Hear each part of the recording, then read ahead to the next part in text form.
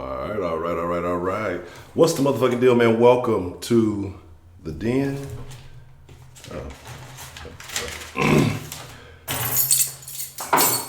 Clean up a little bit, you know. Let me properly prioritize. Glad you could join me this evening. Tonight, we're gonna have a very interesting topic, and I want to discuss the reparations conversation. This is something we briefly got into the other day, and we didn't really dive deep into it because I was trying to hold off into the day we were supposed to do it. I ended up missing the morning stream that day. So we're going to get into it tonight. But first, shout out to Culture for making my life easy peasy. Greatly appreciate it. Ed Honcho HTX, you want to follow my personal socials. Like the video, let YouTube know you like it because they ain't been sending out everything. Like it, subscribe. When you subscribe, make sure you hit that notification bell, the dark bell, so that you get almost all the notifications. We moved from 10 a.m. to 1 p.m., the early dens, and every night at 10 p.m. Central. Den Show Live to find any of the proper socials, Facebook, Instagram, and Twitter. Den Show Live at Gmail if you want to send an email. Go to Den Show Shop. We can get you that. That's Unfortunate shirt. You can get the Honcho's My Home, and a couple other designs that are available there. Call the Den anytime, 833-284-3336, whether we're live or not. If you want to make a one-time donation to the channel, you go to streamlabs.com/The Den Show. Or you want to make a monthly pledge to the channel, you go to patreon.com/The Den Show. Shout out to James, Diana, Betty Spaghetti, Donald Trump, Dan the Man, Miss Goya, and Miss Tina Starry-Eyed. I appreciate each and every one of you. Now, it is a pleasure. It is a privilege. It is truly an honor to get to chop it up with you guys every day. And I know that y'all been fussing. I ain't get to get in. I ain't get to make this call. I ain't get to do this call. I ain't get to do that call. I understand it. But for the sake of it, the 10-minute rule and things like that is to bring you guys more content, better content. I want to get more kind of like I was today. And if you missed it, I did outside of the stream. There were 3 other videos dropped. I don't know if y'all all got the notifications or not. I know some of them didn't get pushed the same as other ones. So if you get a chance, check those out. The hash brown incident, the house burning incident, and the twin tragedy. And like I said, my goal is to start providing a lot more short form content. I mean, really going in. And so that's kind of why I've kind of changed up the schedule a little bit to accommodate that, so I have a little bit more time to work in the mornings and get some things done, and then that kind of frees it up later at night. So again, like I said, I want to bring you guys better content, more content, and in place. So let's see who we have joining us tonight, and let's get into, hopefully we have a great conversation this evening. A great conversation. Nana Diana, what's the motherfucking deal? Joe's House Mayo, Culture the Noodles, what's the motherfucking deal? Thanks again. OJ Clinton, Professor Trio, Mac 11, Rob C. What's the motherfucking deal? Nacho's live stream. Just I'm gonna check you out. I just subscribed right before I clicked the live button. K Grace, what's the motherfucking deal? 335, what's the motherfucking deal? AKA the stenographer. Shelly, get in my belly long. What's the motherfucking deal? Little baby, Sweetberry 32, what's the motherfucking deal? I guess we squashed our beef, so we cool now. We so cool now. Female pimp. Well, there you are. Ruby Roo, what's the motherfucking deal? So let's talk about it, man. Let's talk about it.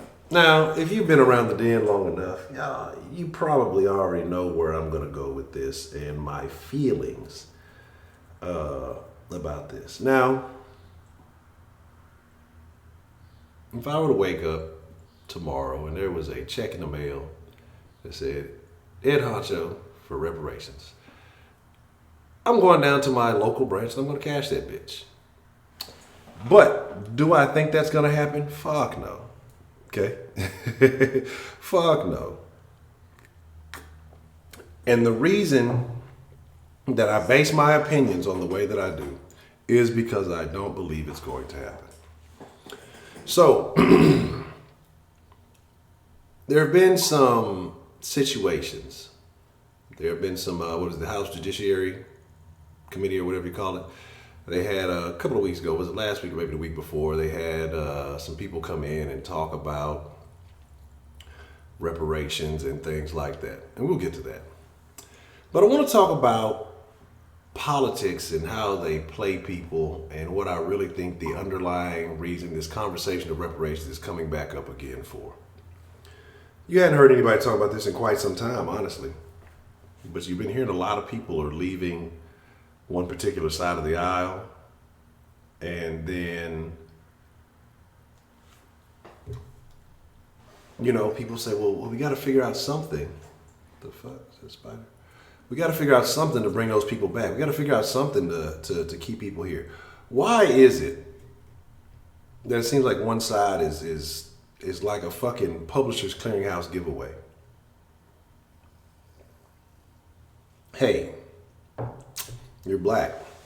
You've been voting for us for 60 years. Let's finally talk about those reparations. You guys have been starting to leave. You guys haven't been fucking with us like you were. You guys are starting to look at that other side. Hey, well, what about reparations? Hey, come on back. Let's talk about it. We'll finally talk about it. Democrats have had several opportunities to talk about reparations when they were in office, when they controlled the office, when they had everything they needed. But that conversation never came up. You know what I find especially funny?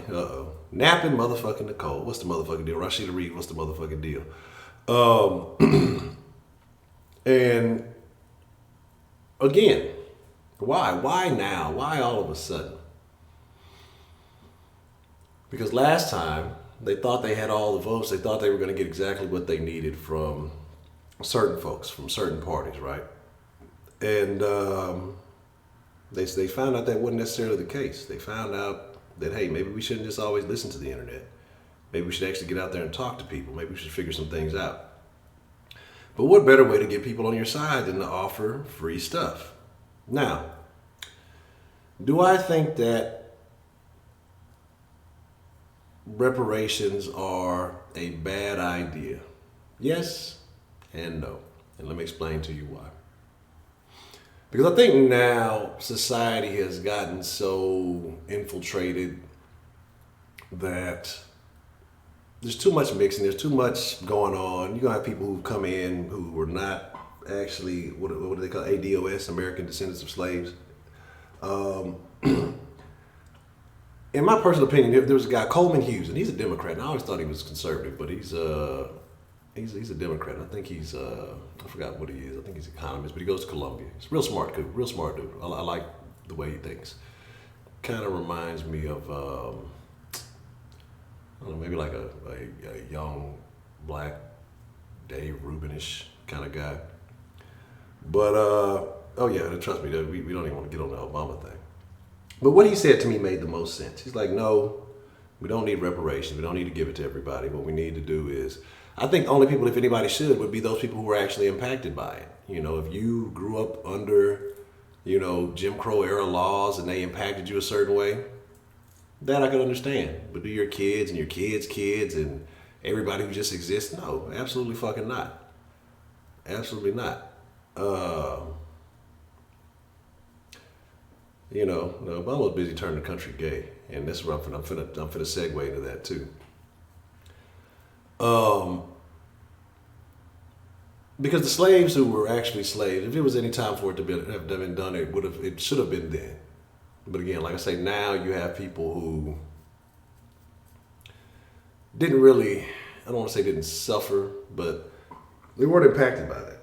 You have people from other countries who are here in the country, they'll be claiming all kind of reparations. You have all kind of people who have a lot of different situations. So now I think there's just too many people. They're talking about $17 trillion is what the cost would be. And I don't know how that breaks down to each individual. But if they're not paying national debt, good luck on getting that, right? Good luck on getting that. Now, some ideas were pushed out there, you know. One I liked, honestly, is if you're going to talk about it, well, hey, offer collegiate opportunities, you know, maybe without having to pay, you know, student loans or things like that. Because here's what's going to happen. Those people who truly do want progress, guess what? They're going to go out there and they're going to go get it. Because, hey, you're giving me an opportunity at education so I can better my life. They know the value of education and what it can do to change your life. Those people who want it will go get it, and they will improve their lives because they know that that means that, hey, I can get an education, I can get a better job, I can get myself in a better position. The people who are not really want, there's a bunch of people who just want to give me something, give me. And those people, they wouldn't take that opportunity, and that's fine. That's where you separate, where you start culling the herd, and I do believe in this. It sounds fucked up, but it is what it is, right? I do believe in culling the herd and separating the weak from the strong. I do believe in separating the go-getters from the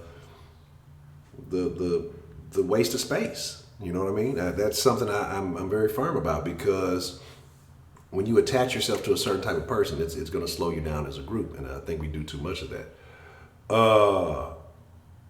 I'm going to be honest. You trading pistachios, you only getting 2 hash rounds. I'm keeping all the hash rounds for myself. But again, my thing is this though. And did the Native Americans get a form of reparation in the, what you would call the casinos and reservations? Was it kind of a fucked up deal? I think some profited and some benefited. There's a lot of alcoholism and stuff that goes on. And I'd love to know the reason why all of that is happening. But as far as that, and I will agree, there were black slaves. One of the first, Anthony Johnson. And this is why I say I look at things the way I do. Anthony Johnson was one of the first slave owners, a black man. He used to go to court, having disputes with white slave owners and people all the time, and would win. Why did this guy win? What was so different about this black man that owned slaves that he could go to court with these people and everybody said everything was so racist and improper, and that he would win these court cases, that he would win land disputes, was loved by the community? Why is that? During slavery, there were black doctors. There were black people who were actually doing well. Were they everywhere? No, maybe not so. But why is that? Why were these people able to do exceptional things that we never hear about? Why don't we never talk about these people? And those are the people I'm more curious about than anything, but we'll get back to that. But reparations, honestly, at this point, I just don't think it's going to happen, and that's why I'm not really concerned with it, because the debt is so high, and the more people that you have, are they supposed to get paid too? Is every child supposed to get paid? Just for existing, especially in this day and age where you have more opportunity than ever. You have, should there be a window, between, say, affirmative action and Jim Crow? Is that the window? You know what I mean? Like, who deserves it? Everybody doesn't deserve it. And I'm gonna be honest with you, it may sound fucked up, but everybody doesn't deserve it. So how do you decide, right? How do you decide? How do you pick and choose who deserves it and who doesn't? That's where I find the issues. That's where I find the struggle. But one of those guys that was talking, I forgot his name, was a football player, and he talked about how, after slavery, that his family, when they owned businesses and they did well for themselves and everything like that, which I think there's a lot more of those stories than people want to admit. He said something that I found very interesting. The Dems must pay. That was the hashtag trending for a bit, right? The Dems must pay. If they're the ones that's pushing the agenda, why aren't they more than willing to pay? They've had several opportunities, right? They had plenty of opportunities to do so, right? Why don't they pay? Why haven't they? Why hasn't it been a thing until now?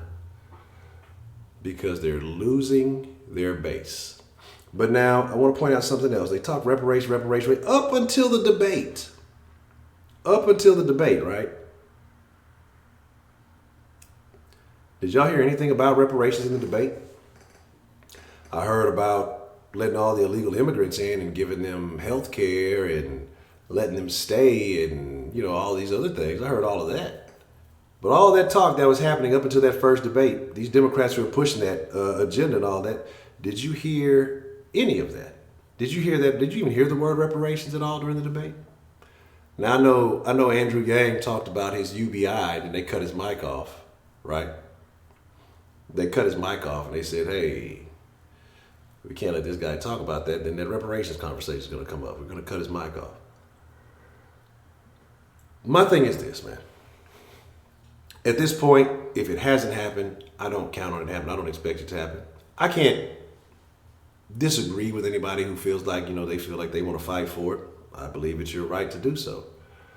But at this point, I think there's more opportunity than ever to be focused on other things, to be building for yourself and, doing your own. I mean, it's not the same impact today. Again, if anybody should get it, it should be those people who actually suffered, those people who maybe are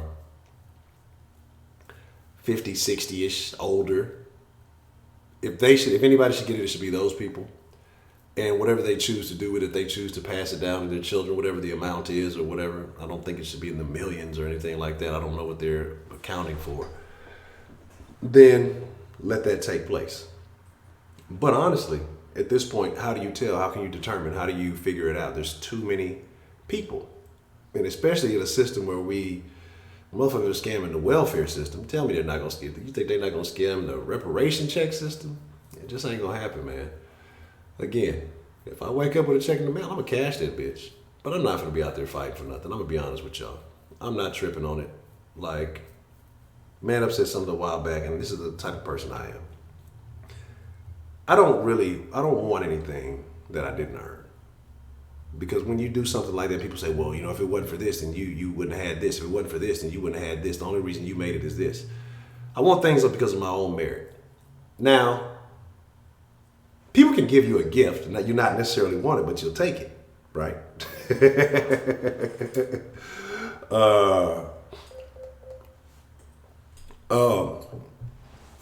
But again, there's that. Now, there are situations, right? And there are different opportunities and things that have been had. And again, we're going to open up the line, and I want y'all to espouse your beliefs. But Miss Sean, shout out to Miss Sean. We were having a conversation briefly about this the other day. And she did say something that did change my mind on the thoughts on reparations. Because what I said was, it doesn't really matter, because what's going to happen is most of these people are going to get, if they were to get the money, it would be just like the Dave Chappelle skit. Everything else has started to imitate these comedies, Idiocracy and everything else. It's why not, right? But the people who are already of poor mentality, they're going to continue poor behaviors. They're going to be broke in a couple of months. And the people that you guys are complaining about, the people that T.I. is talking about boycotting and everything else, they're only going to be richer, because what are these people going to do? The first thing they're going to do is go spend their money with Gucci and Nike and all this other stuff. We know how you got money. It's not like you just was hustling and you just got some money and you blew it. But Miss Sean had a good point. Well, who cares what they do, what they spend their money on, right? If they feel like they're entitled to it. So in that aspect, I did change my perspective. But again, I'm not tripping on it. I'm going to be over here trying to build Honcho Enterprises. And hey, if y'all send a free check, if the government says, hey, we're going to send this check, I'm going to collect it. And I'm going to put it into the business. But here's my big thing, right? Here's my big thing. That's what I said. Here's my big thing about reparations. What's up with these gay reparations, right? Why are all these people associating and attaching all these extra additional reparations to the situation? Now it's the gays. Elizabeth Warren says the gays need reparations for being harassed in this country. Really? Really? Really? Why do the gays need reparations? And why is this, why is this a conversation now? Yeah. Why is it these particular groups that are associated with a particular party heavily? Why are we enticing them with all this free stuff? Again, that's why I don't believe it's going to happen. That's why I'm not even going to get my hopes up. What I can't get my hopes up about is the effort that I'm willing to put into building something that I believe in. Period. Point blank. Because you know what will happen, honestly? They could give out reparation checks. What I said would happen. People will blow their money. You'll have the smart people will take their money and they'll build. The people who blow their money, they'll blow their money. And that's what they're going to do. They're going to go back to complaining. and it's your fault for spending your money wisely. It's your fault because you didn't give us enough. And again, people who complain, people who are born to be losers will be losers forever. That's just the mentality. Remember, Prepaid Mike had said it, poverty is a mentality, rich is a mentality. And you give people all the money in the world. And as long as they have that mentality, that's what they will become. Eventually, they will gravitate back towards that end of the spectrum. It just is what it is. That's my thoughts, man. Like I say, I'm not against it, right? But I'm not fighting for it. Because again, I think personally, word association, just keywords to get people to pay attention to some bullshit that they don't really mean, and they have absolutely no intentions of giving you. Hey, but if you vote for us, you'll get them. Well, we need 4 more years. We need 8 more years. Oh, well, we're out of office now, so we couldn't do it. It's the other guy's fault. That's the game they play. And for one, me personally, I'm not signing up for the game. That's just my thoughts on that. That's just my issue on that. It is what it is. So let's open up this line. Let's see what's on your mind. Let's talk about it. This should be a very interesting conversation. Let me get the line opened up and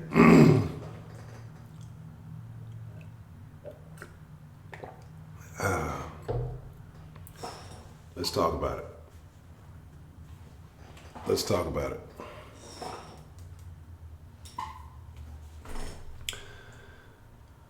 Welfare is a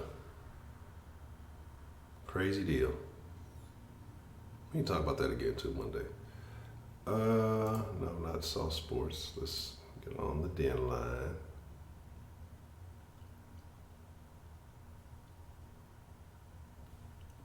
And Bob. All right.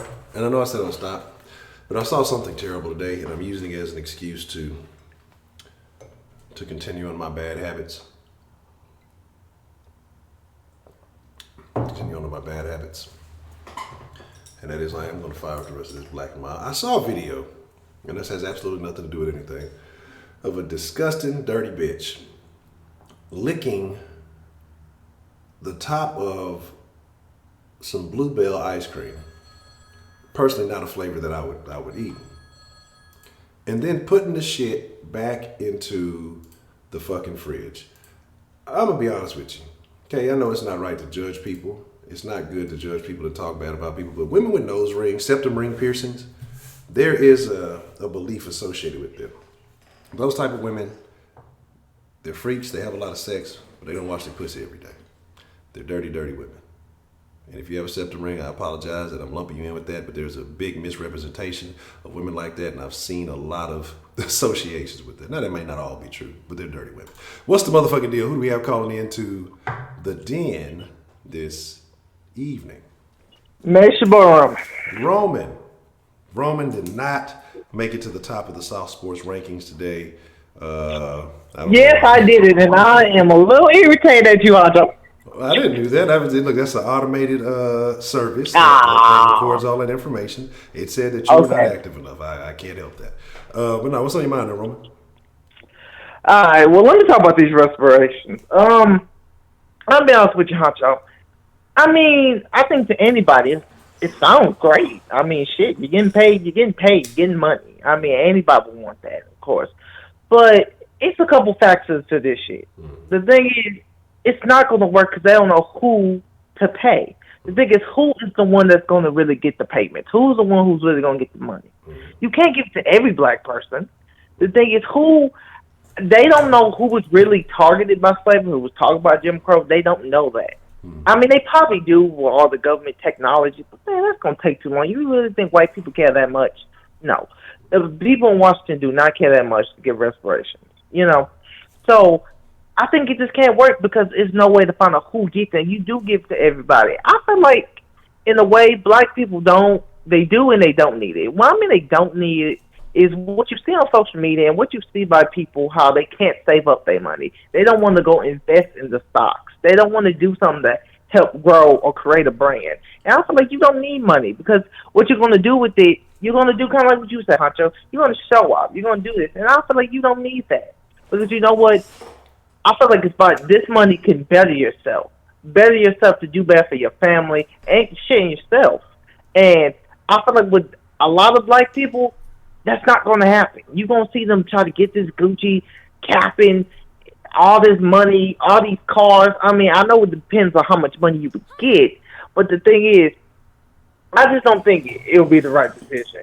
Like I said, it sounds all good, but personally, I don't think it will work. And then I just think money-wise, logically, I just don't think they'll talk about it.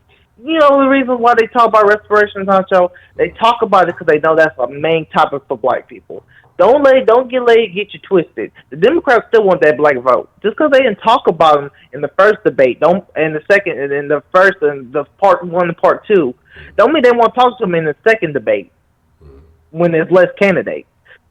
I really don't. They're not going to ask those same questions, those moderators, and the questions were asked, but they're not going to ask those same questions.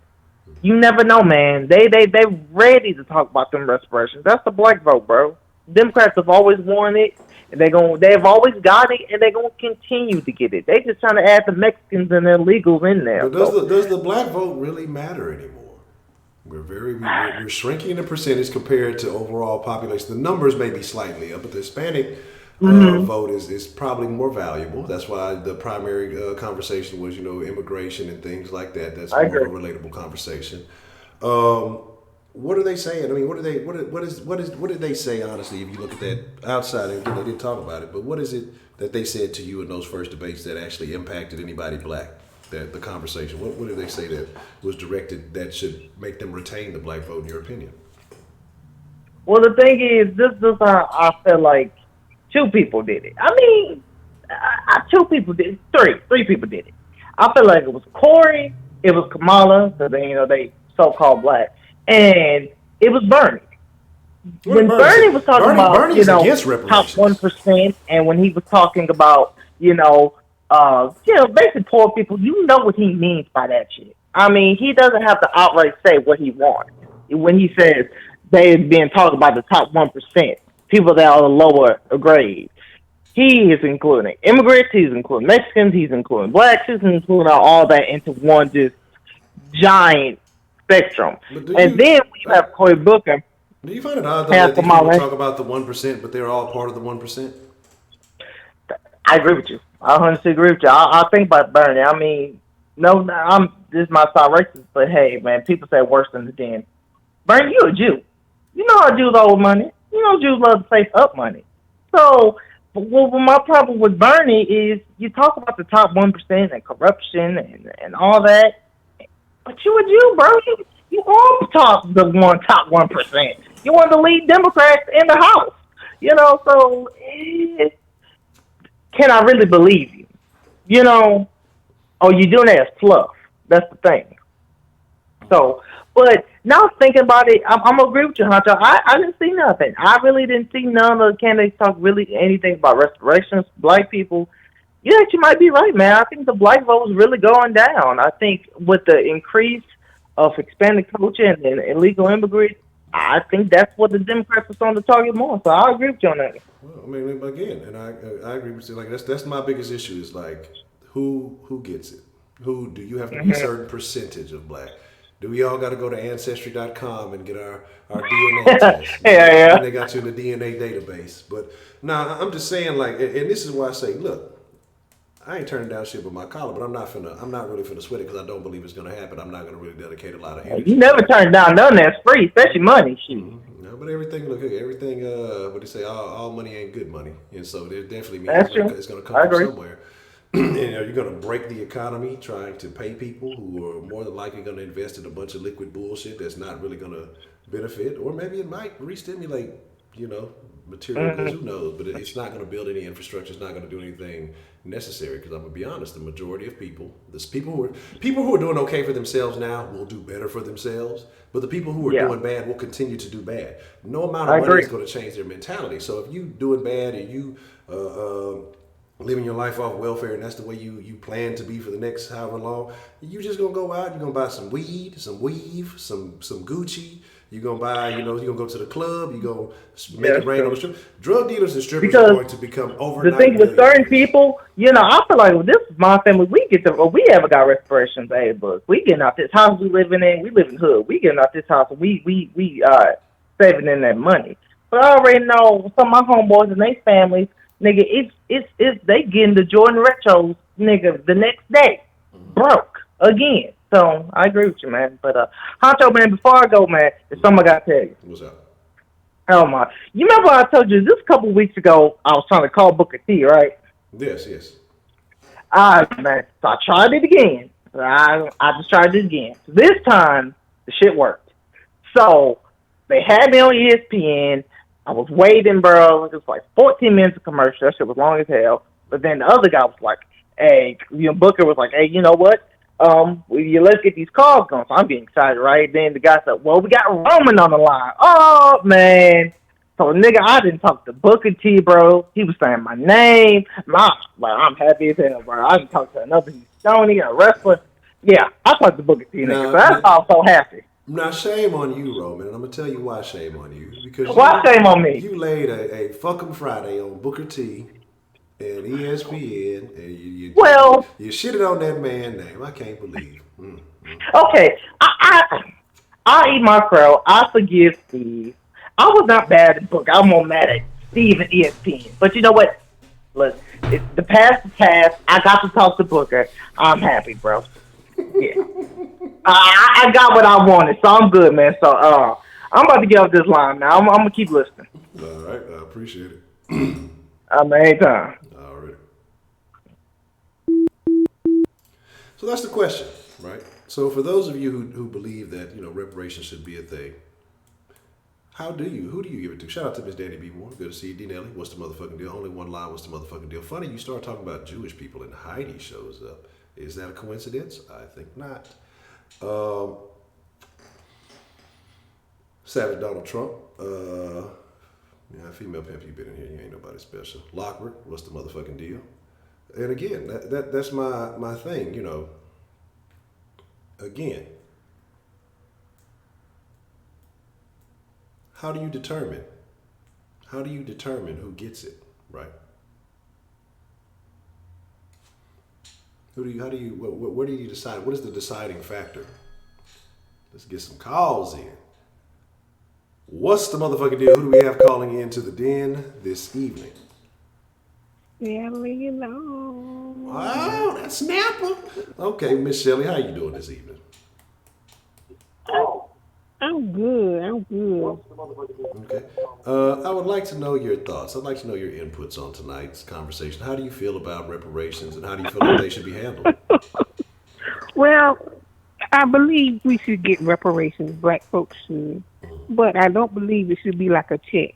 It should be like, in your community, if you got some raggedy houses, we'll help you fix that. But I want to send you to school, so we'll pay for some plumbers, we'll pay for some carpenters, we'll pay for something that will help your community. And, we'll pay for school for that. And then after that, that's it. Okay. So you don't think that everybody should get a check, but you feel like people should be given an opportunity to improve their lifestyle? Especially black men. I think they might have suffered. Well, the black women suffered bad too, but I think maybe more of a percentage to go to black males. So if we'll pay for you to be a plumber, we'll pay for you to be a contractor, we'll pay for you to do, and build up your community. And we'll give you some low interest loans so you can build up your community. Now, I don't agree. If you're going to be separate, I still think it should be equal. Just because if you want to make us separate, I still don't want to have low goods or bad goods to come in my neighborhood. I still want to be able to have good stuff in my neighborhood as well. But I also want the black men to fix up everything in the neighborhood. Okay. So basically give them the opportunity to be more responsible for what's going on in their communities. Yeah, and build the community up. We'll give you money for more private schools to educate your kids, So honestly, with the state of society and how it is today, and we talk about entitlement, we've talked about a lot of things in here. How many people do you think would take that opportunity to really improve? So do you think people would jump on that, or you think it would be a small percentage? I think if you teach people the benefit of getting this opportunity to work with you, you have, God, it's just the people that understand these things, they dying off. They really leaving. It's the younger generations that don't really understand the importance of your neighborhood and your side and keeping things going. That's the bad thing. You know, like people don't, like in the chat, they don't understand slavery and who really built this country and well as all over the world. Everybody had slaves. Everybody had African slaves all over the world, but the people in the chat don't know that. So younger people don't even know the importance of that. So I guess you need to hurry up before that breed that knows that won't teach them anything. They won't know. But do you think that younger people will take advantage of that, or do you think younger people want a handout? No, no. Unfortunately, I think it is not quick and fast. It's not appreciated. You know, I don't really see the younger generation want to build buildings for, build anything for their community. I think it's a selfish type of younger folks that kind of more selfish. We want to use everything we can use and get what we can get. We don't care about the people that's going to come after us. Okay. I think it's a lot of that. So, if there was some type of reparation, community aid, even kind of the way you suggested, what do you think the percentage of that actually happening is? Well, in I think you kind of mentioned it too. Now, I'm not saying Obama was perfect, but Obama did try to start with the black farmer. The black farmers who were cheated out of, in fact, I can mention about the black farmers, but the same benefits that the white farmers got, the black farmers didn't get. They had to suffer with carrying their crops, or their tobacco wasn't accepted, like the white farmers' tobacco and all kind of stuff. So Obama did pass for the black farmers to get some money for that, but Obama was trying to push the health care thing, so he didn't have the majority of Democrats to help push over the Obama the farmer reparation like they were supposed to, so that fell aside too. So the percentage of that happening, it's, I guess, oh God, if something happened, it's going to be like I just said, maybe a grant to go to school. Other than that, you're not going to get a payday, anything like that. Okay. You just take advantage of what's offered to you. So a very small percentage if it does happen. Okay. So you think that people are using this for political gain, even though they have no real intentions of providing it? Yeah. No, they don't care about that. It's just something to get me elected. People don't care no more. People don't care, period, is a general thing. Okay. Oh, I take that back. Or like, who's that? Rome keeps talking about Bernie Sanders. He keeps throwing out something, but that's just to get some black folks to vote for him. But see, even Bernie came out, and I think I want to say it was on the Breakfast Club or one of them little goofy shows. Bernie said that he was not in favor of reparations. Well, when he ran 4 years ago, he said something that he wanted to give the black people, but I forgot what it was. So I don't know why he like that. The Jews got reparations. So. He wants to give us all dreidels, for Hanukkah. So that's what I feel about reparations. Something to help your community. Okay, I can respect that. I can definitely respect that. I think give somebody a stepping stone to improve yourself. I'm not against that. I think, like you said, I don't think as many people would jump on it. I mean, maybe some of the older folks who understand the benefits of it, but I don't think this younger generation would, and they'll still complain about how everything is against them. This younger generation has more freedom than anybody, and in my opinion, they're so much further removed from it, because I think a lot of it has to do with the mentality, and like you said, a lot of them not knowing the history. I don't think it has the same impact on them. But again, we'll see what happens. But I agree. I think it's very unlikely to happen. Okay. Anything else you would like to add to that? No, that's it. That's it. I did want to mention the old stuff, but I just let it. I'll bring it up some other day. Okay, okay.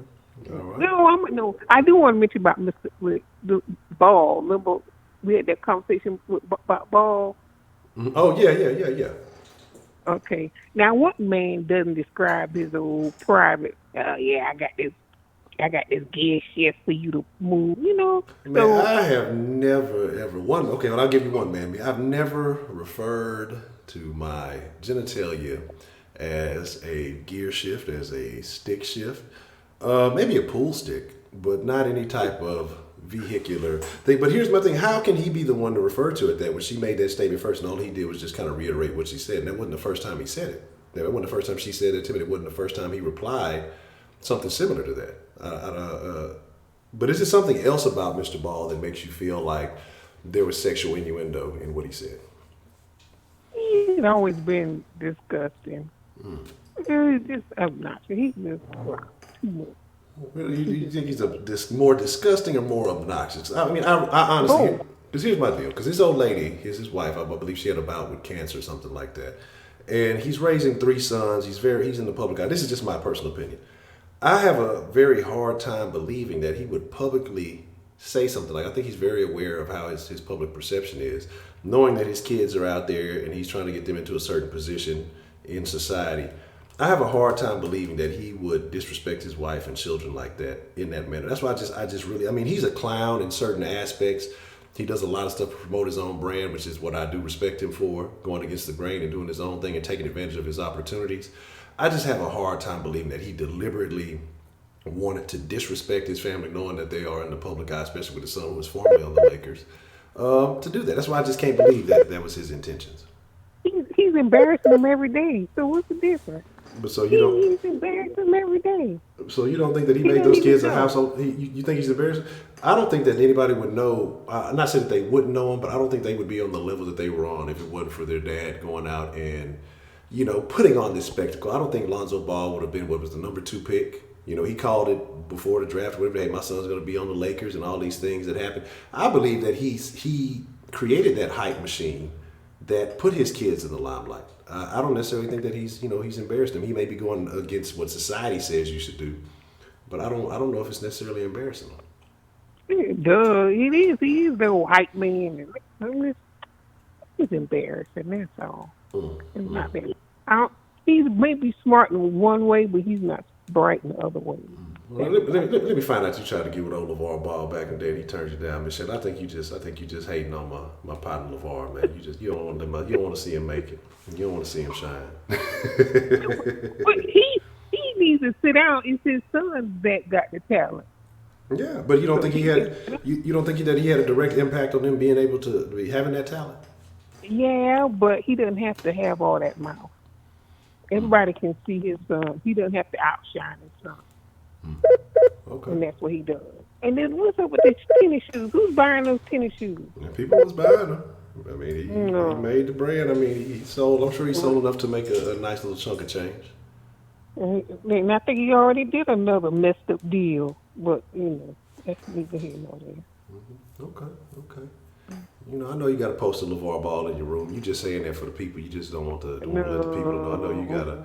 Yeah. Look, I know. I ain't gonna say nothing. You still cool. I'm just giving you a hard time, this shit. I got posters of Cam and LeBron in my room. I don't know. Cam is a solid football player, but I got questions. Cameron, I got questions for Cameron. But it is what it is. Okay. If his girlfriend was a stripper, I think he's pretty straight. I told y'all. Well, I don't know, maybe some of the newer folks hadn't heard it, but I'll tell it one day. That little story about Cam that happened a few years before when he first came into the league, and they was talking about that chick that everybody was saying was his girlfriend. Yeah, that chick is one of my very good friends. She didn't even know who he was. Like, that was just a random occurrence. That's one of my very good friends. I'm pretty sure I could hit her up and say, hey, come on and explain that situation. And she could be more than willing to do so. Like, that's one of my very good friends from like a young age. That's the one that got away from her. She messed up. She wasn't tripping. She wasn't. She was like, "Who is? I don't even know who this guy is." They just happened to be staying at the same hotel. I guess I forgot if they were what he was in town for or whatever. They just happened to be staying at the same hotel. And I think she said she had left some party or something like that, and just they ended up taking some random pictures and shit. And then next thing you know, they on MTO Media Takeout and shit, calling her his girlfriend and shit. That's why I said I don't trust the media now. Well, at least it was a woman. Well, yeah, there's that. Everybody trying to call him something else. Okay. Yeah. We gonna talk about that one day. Trust me. Whenever it come time to play y'all on Soft Sports, I'm gonna talk plenty bad about them. So be ready for it. September 29th. Okay, yeah, remember September 29th. Remember, write it down, take a picture, cause Deshaun Watson gonna get in that ass. Yeah, keep pounding. That's what she said. Keep pounding. Already been sharing.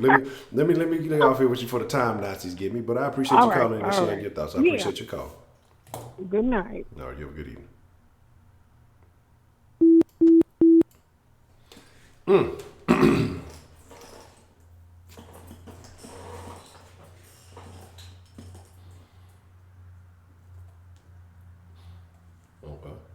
Okay.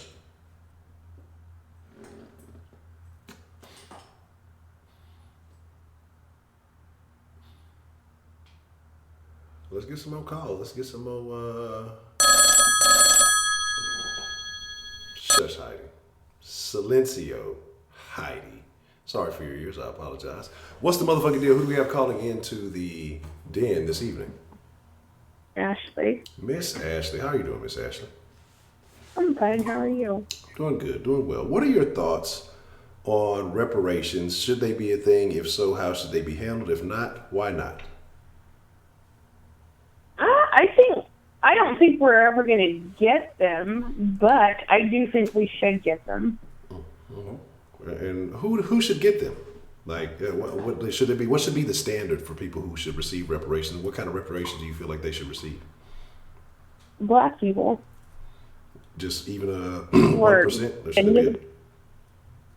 Should it what? Should there be like a percentage? Should there be a certain amount of, black in your history, or just if you have any amount of black in you, you should get them? No, I would think if you could prove your generation back 3 years, prove it back to 3 or 4 generations, then you should be able to get it. But I don't think there should be like very many stipulations on it, other than proving the fact that you're black. Should Kamala Harris get reparations? No, she's Jamaican. I mean, that could be a Jamaican thing, or but I don't know. I think we should get them. I don't give a fuck. I want my money. Okay. And how much do you think it should be? If it's just, you feel like it should be in the form of a check and let people do what they feel with the money? Or what do you think? I don't know. I agree with some of the people who have kind of mentioned maybe some type of social program, or again an opportunity to like I say, improve yourself either via education or community restoration, something like that. I think would be of a benefit. And I think that when you have a situation like that, when you can actually take pride in your community, I think you'll treat it better. I think you'll look at it better. I think a lot of the things that we allow to go on in a lot of these predominantly black neighborhoods would, I don't necessarily say it would stop, but I think it would minimize a lot of it.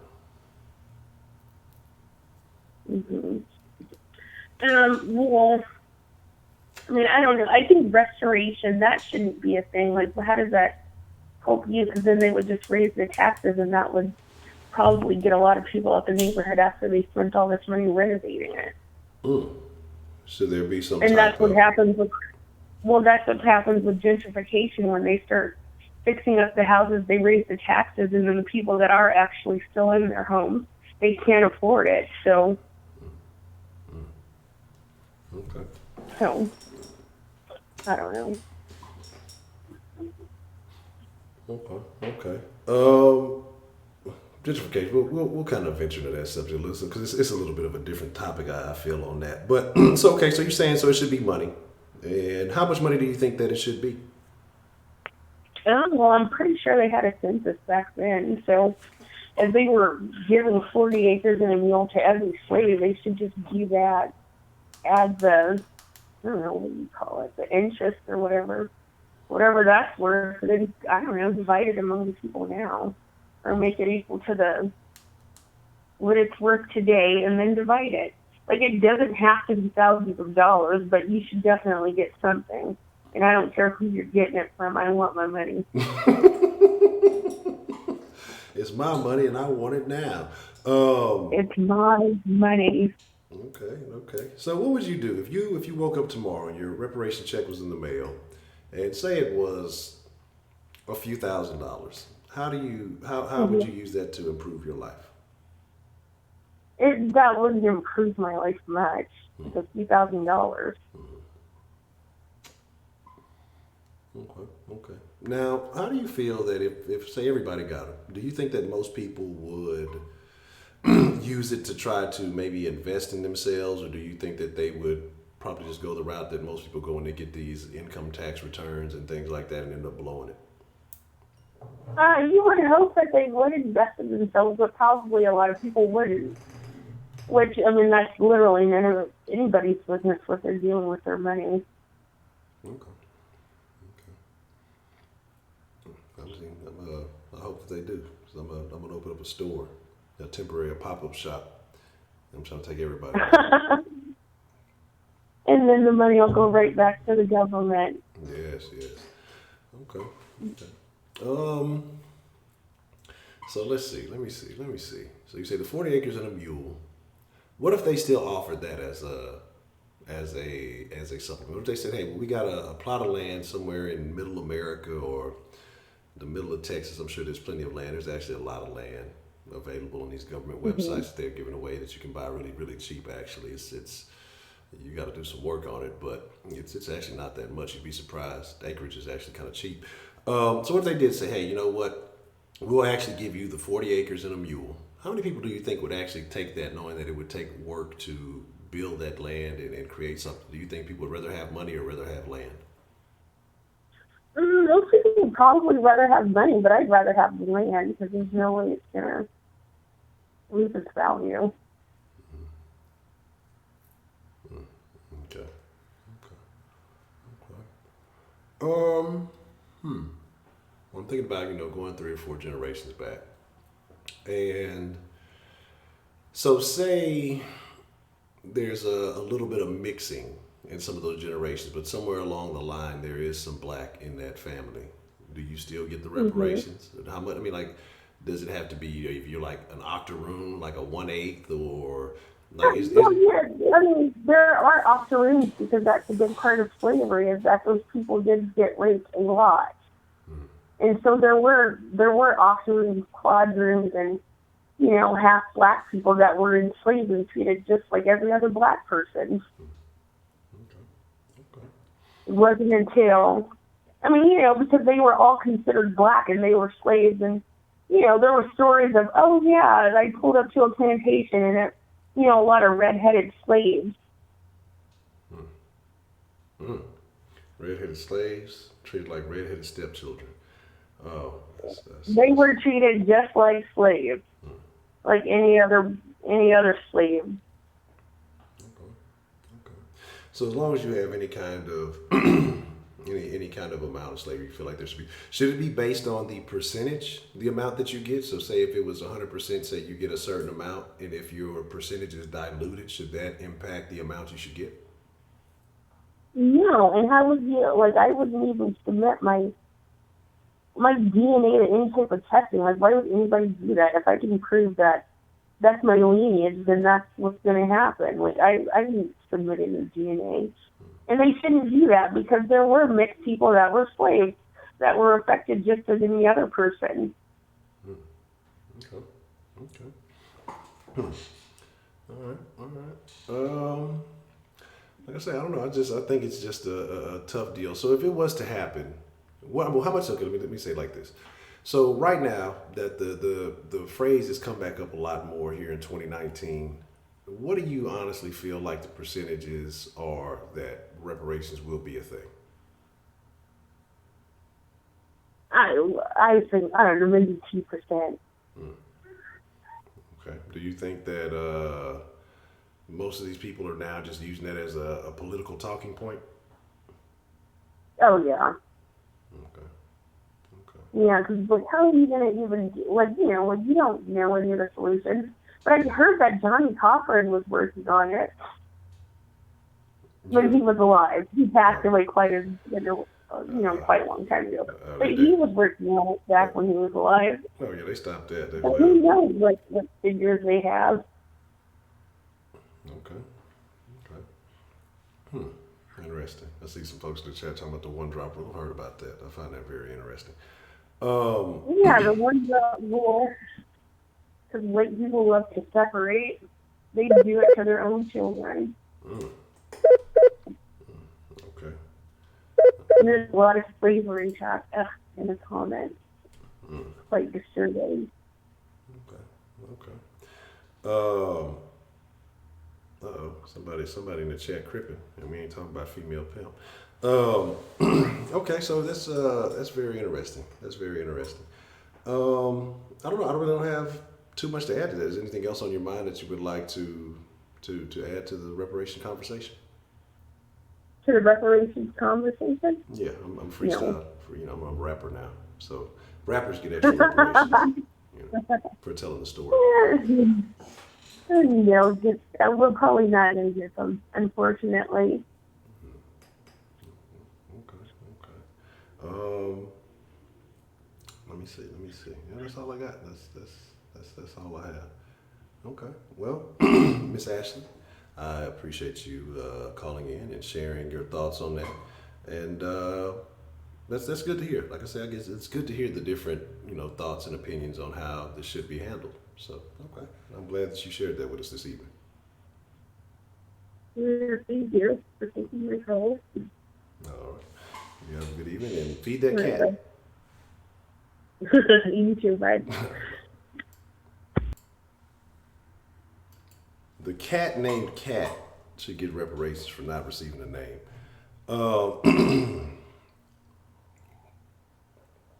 Okay.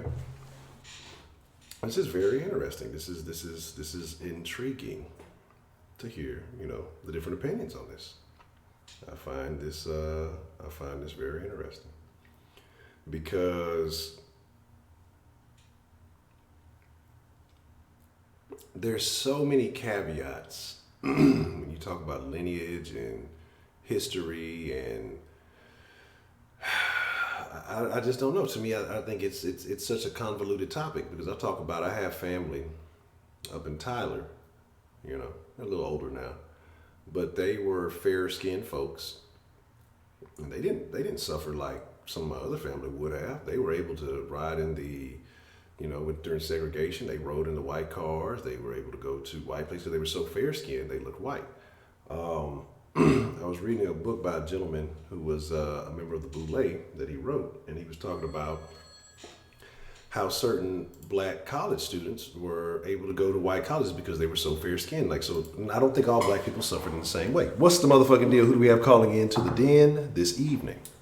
Hey, it's Belle. Miss Belle, how are you doing, Miss Belle? What are your thoughts on reparation this evening? Actually, I didn't have an opinion until a little bit ago. Okay. On it. As you know, I'm really white, but my children are mixed. Okay. And I actually had a discussion with my daughter the other day, and both my son and daughter identify as black, which is fine because that's what their dad is. When we talk, I have no opinion about American reputation. What's the word? The reparations? Thank you, reparations. However, I have a question. Okay. How many African Americans know their actual family's direct history of their slavery lines? And the reason I ask this is I've worked in genealogy for the last 9.5 years. And I do a lot of research. And I find that across America, there are many people, numerous people, that don't even know their own family's histories due to numerous reasons. And if we're going to do reparations, it should come from Africa, because for me, my thought is that's what the source of it was. Blacks sold blacks into slavery to America and to the world because they were selling out their own tribes, if you want to go back to the origins of it. It wasn't right Americans to do. It wasn't right for it to be done in the Caribbean. It wasn't right for it to be done anywhere. But if you're going to go back and you want dollar for dollar, go back to the origin of it, which was Africa, because Africans sold each other out to begin with. I'm not saying whites are right. By no means am I saying that at all. But what I'm saying is going back to the source of it, because that's how many came over. Not all of them, but that's how many came over. And so that's my kind of thought on reparations as far as African Americans go. But truly, the Native Americans are the ones that got raped for the land on the United States. And there's every culture, every race has individual hardships. And so, as a genealogist, I never try to pick one over the other. I think that they're all sad, and it's all hard. I definitely think that education is the way to go, and allowing everybody to understand where they came from, so that there's an old saying that if you forget where you come from, you tend to repeat those mistakes. And like we said, this younger generation seems to be so removed from truly understanding the hardships of what happened. And as we've spoken about with entitlement, that they really need to be educated on how hard it really was. And I'm not sure where else to go with that other than find my, I don't want to say opinion or advice, but I suggest that people really go back to find out their own histories, whether it's African American or white or Hispanic or whatever, to make sure they know where they come from. Because when you know where you come from, you know where you can go. Okay. So would you have a suggestion for people who say, may not be familiar, because I'm not, like I said, I have family and stuff. I've never really deep dove into my history, but where would you tell someone to start if they were to go to want to find out about their family history? What would be the best place for someone to start? Actually, their parents, their grandparents, if they're, it depends on a lot of things. You start out with your core family and you ask questions. 8 years ago, there were so many family stories that I never knew. I just said, I'm doing this, help me. And so things poured in. It doesn't happen for every family. Some people don't know their parents. Some people have to go the DNA route. I've not chosen to go that way at this point. Some people go the paper route where they are digging through books and they're digging through in libraries and different depositories to find out different histories. And sometimes, to tell you the honest truth, people get really surprised at what the actual history is rather than what they thought the history was. One of the biggest, I don't want to say fallacies, but one of the biggest presumptions is that African Americans are highly mixed with Native Americans. It's not as high of a percentage as people think it is, DNA-wise. It doesn't mean that they may not have had relations. It just means that they might not have had children. So there's a lot of what's said and what actually happened. Like I said, that's why I really don't have an opinion on reparations, because there were all kinds of things that happened to all kinds of people in all different races. The Japanese, when they were brought over in 1959, they were in concentration camps in California.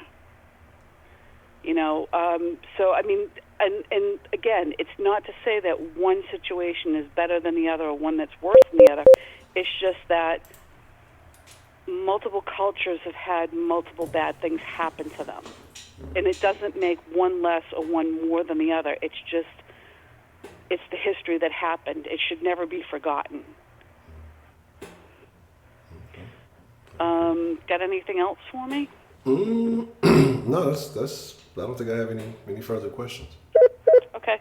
Everybody have a good night. And like I said, because I'm white, I just generally don't have a say on this kind of panel situation tonight. Okay. And I don't mind owning that. Okay. Well, I appreciate your input either way, Miss Bill. All right. Good night, y'all. Good night, Jim. Good evening. Now, I find that to be extremely interesting. What's the motherfucking deal? Who do we have calling in to the den this evening? Hi, Honcho. This is D. Nelly. D. I'm Nelly. calling. Huh? I said, how are you doing, Miss D. Nelly? I'm doing fine. How you doing? I'm excellent. Life is good. I have no complaints. What would you like to share with us tonight? I mean, I'm saying I'm reading all of these comments, and it seems as though our people don't understand where we're coming from. They don't have history. Our history was stolen from us. Our ancient Paleo-Hebrew language was stolen from us. I mean, there is so much that our people don't understand, and they're talking about 40 acres and a mule. They need to get into their book of law that was also stolen from us. Because even though those white people painted their images in our book still tells us in Job 30 and 30 that he was black. And in Jeremiah that he was black. Our ancestors wrote that book. And it was inspired by the Most High God. Our people don't even understand what's going on. We are the tribe of Judah. We are the biological children of Judah, which is the fourth son of Yaakov, which was named Jacob in the Bible. That's our grandfather. And our ancestors were taken from West Africa, from Oweda, which means Judah, Benin, and Guinea, in Negro land. That's how we got the name Negro, because we were taken from West Africa, from the kingdom of Judah. So our people don't even remember their own identity. And to say that we are part Native American, no, we're not. Our ancestors were raped by Europeans, and they had a mixture of, when they were born, they were mixed with the lighter complexion. And no, they were not Native Americans. Native Americans are ancient, Asian Mongolians, which are closely kin with the Siberians from up around Russia. That's a lie. There's too many lies going on. I'm reading so much in the comments, I can't even get my thoughts together right this minute. It's like, wow, our people don't even know who they are. We are the children of the Most High Yah. He even asked, I put it in scripture on your in your chat, in your live chat. He asked us, he said, "O children, are ye not the children of the Ethiopians, O children of Israel?" The Ethiopians, think about it. That's who we are. We are the children of Judah. And we resemble the Ethiopians, which are also the Africans. Okay. It's too many lies going on, Honcho. Native Americans enslaved our people. Okay. Well, this is what I would like you to do, Miss D. Nelly, because like I say, man, me and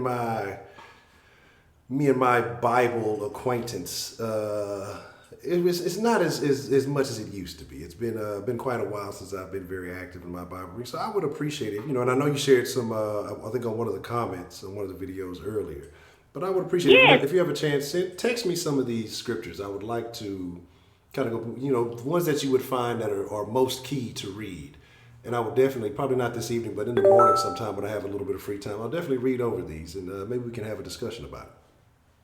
Right, and I put a lot of them even in the live chat that shows our people are black. Our people describe themselves in the scripture. Even in the first Maccabees 3 and 48, the Israelites look back and they were screaming as like, well, what do we do with this? Because the heathens, which are the Europeans, if you read the Bible, the heathens is what the Europeans were called. they had sought to paint the likeness of their own images in our book. And for this woman that just got off the line to say that we're mixed with Native American, no, ma'am, we are not. No, ma'am. We were mixed with white. And the Native Americans that were over here in this land are the Hamites. They're descended from Ham. And they came over here to this land in 1565, 54 years before our people were brought here on ships. And they enslaved our ancestors also. And if you look in Acts 7 and 6, the Most High God told Abraham, he said that your descendants will be strangers in a land that is not their own, but where they will be enslaved and mistreated for 400 years. Honcho, we've been here since August 1619. Today, right now, is July the 2nd, 2019. That's exactly 400 years. So, and I don't think people lied. Okay. So what is supposed to take place after the 400-year mark? Is there supposed to be a change? Is there something like a sign or something that we're supposed to recognize? The father said that it's the descendant of Japheth, which is Tarshish, is supposed to help guide us back to our land. Just like the first Exodus, there will be a second Exodus from this country. There will be a second Exodus, just like it was in Egypt. After 430 years there, it will be an Exodus from this country. This is not our land. It's already written. The father wrote it. I'm talking to Honcho today. My daughter said, hey, she listens to you every night. Oh, okay, well, hey, but yeah, that's what's up. Tell her I said hello. He said hello. Huh? I was just saying I said hello. Yeah. Oh, she's smiling in there. But anyway, I'm saying, he said that our people will come out of these lands with great substance. So I already know that our people will be paid for their ancestors, for what was done to our ancestors, for our African Israelite ancestors. But yes, Judah, Kingdom of Judah, which is in Negro land in Guinea, is where our people were stolen from, taken over to Ghana, Elmina Castle in 1482, were taken to the Elmina Castle in Ghana, and they were taken from there in 1503 over to a country called Hispaniola, where the first slaves left the dock of Ghana, and they were taken over to Hispaniola, which today is called Haiti and Dominican Republic, by Christopher Columbus, because he came to the Americas, not America. It's a lot that our people don't know, because the Taino Arawak Indians, which are also descended from Ham, were over in that land first. And Christopher Columbus and them slaughtered those people, raped the children over there, and then they sailed to Elmina Castle in Ghana. And they got our people, our ancestors, and that's who started the transatlantic slave trade, was Christopher Columbus. See, it's a lot they don't know, but they should want to know. Look up Ouida Benin, Kingdom of Judah, because the French changed Judah's name to Ouida.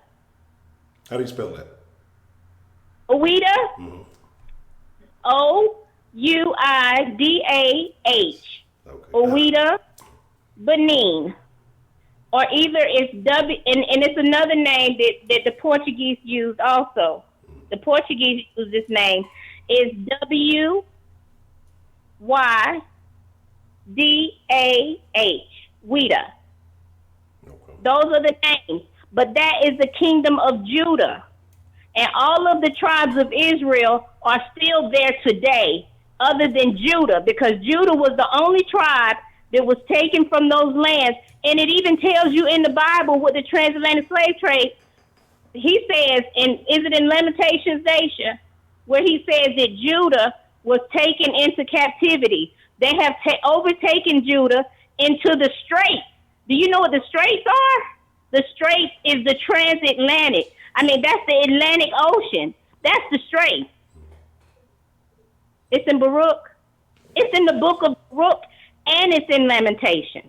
And I'm going to send all of this stuff to you. I will send you everything, including Zondervan Bible Dictionary. It tells you who Ham is. It says Ham is the progenitor of the dark race, but not the Negroes. We descended from Shem, Eber, Terah, and Abraham, Isaac, and Jacob. And we are Jacob's fourth son, Judah's children. Okay, yeah. Parents that were born in 1909. And I don't play no games when it comes to my history and my heritage. The Native Americans are Asian Mongolians, and they enslaved our people also, as did, and the war that came about, our ancestors fought that war for the Native Americans, and they were slaughtered.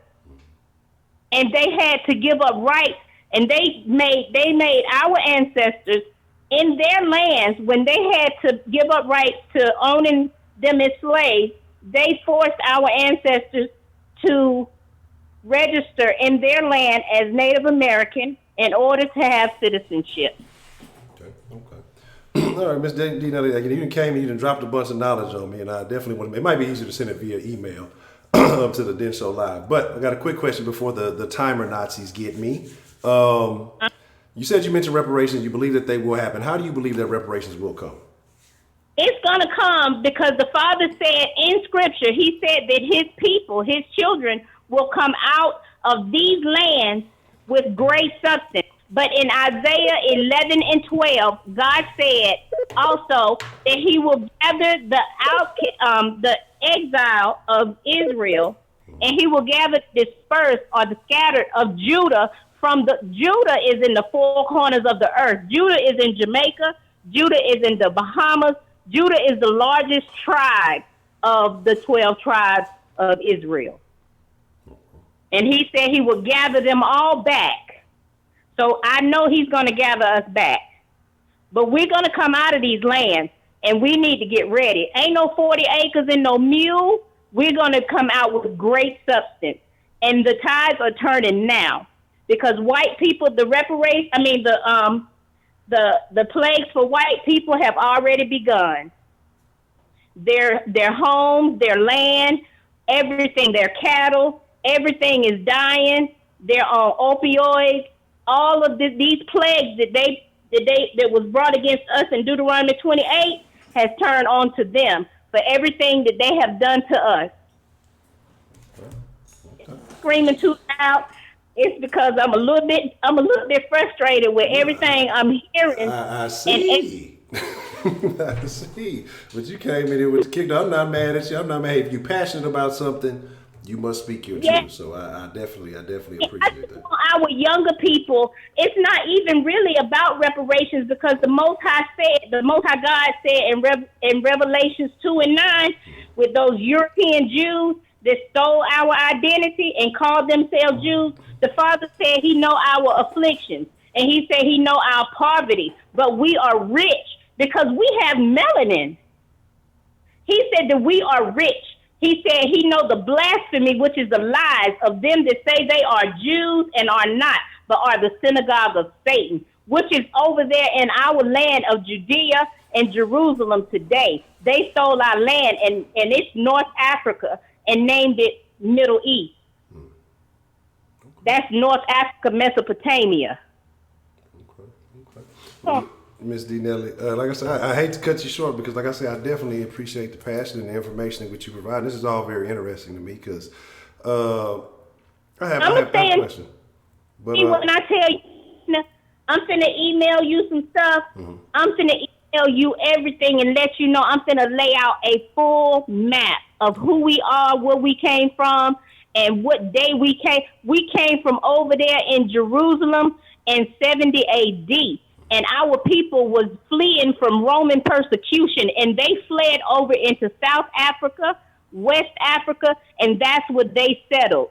And the Moors, which are the ancient Moabites, the children of Lot, they are the ones that sold us into slavery, which are our cousins. And they're also Negroes, descended from Shem. Okay. All right. Well, I'm gonna be looking forward to it. I'll sincerely, I will read it, like I say, because I'm very interested. Like I do want to know. Okay, I would definitely be getting this information to you. I'm going to start. If I don't start tonight, it'll be first thing this morning. I mean, if I don't start, yeah, it'll be first thing this morning. Okay. Okay. Take your time. Like I said, I'll be looking out for it. All right, you have a good night. All right. You too.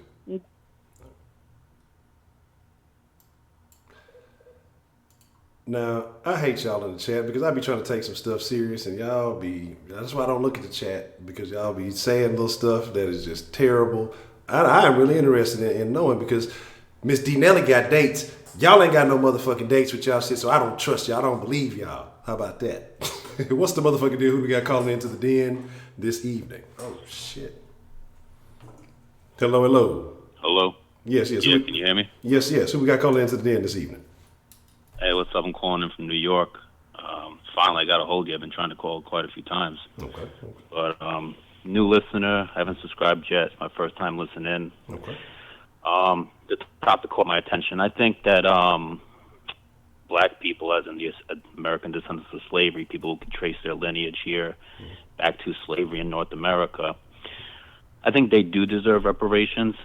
But I think between the logistics being a nightmare as to who gets paid and how much, and does the government even have enough money to pay out what is owed, and what it could do going further for race relations, I think that it's probably better off not being paid out. I think that offering reparations, I think, is an insult.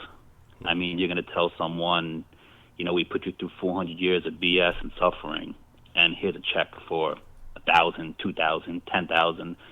I mean, how do you put a price tag on that? And in reality, black people have not been fighting for a paycheck. They've been fighting for equality, to be treated the same way as everyone else and have the same opportunity. And the only reason, in my opinion, why this whole reparation talk comes up is because how will the Democrats...